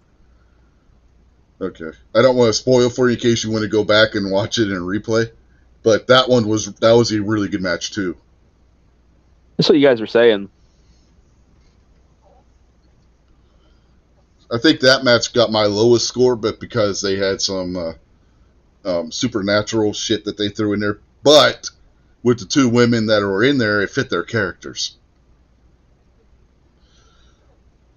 But I've never been big on the supernatural stuff. Like my favorite iteration of the Undertaker was when he was the biker.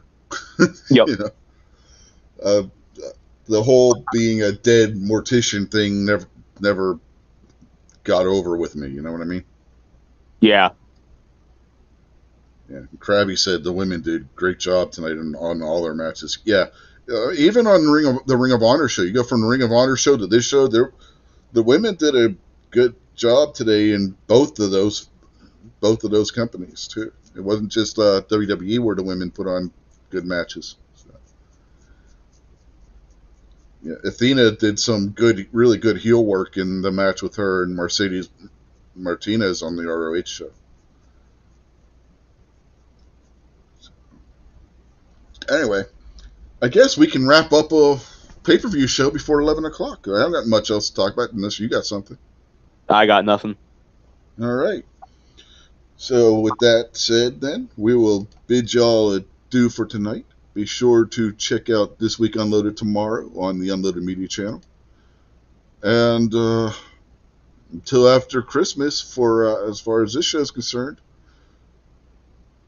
we'll see you New Year's Day, maybe, or no, New Year's Eve, because New Year's Day will be on January 1st. So yeah, we'll see you in New Year's Eve. Because I ain't doing anything New Year's Eve, because I don't do anything for New Year's, because I really don't care about it. Yep. So, yeah. We'll catch you right before the new year. Have a good night, folks. You guys are probably really scared right now, and I understand that completely. But I get the better of the deal, and even though it's 3 versus 2, you guys are outnumbered because we're better than you guys. Yeah, we are. We're legends in our own mind compared to you guys. Even though you guys got the egos, we have got the wrestling skill. And this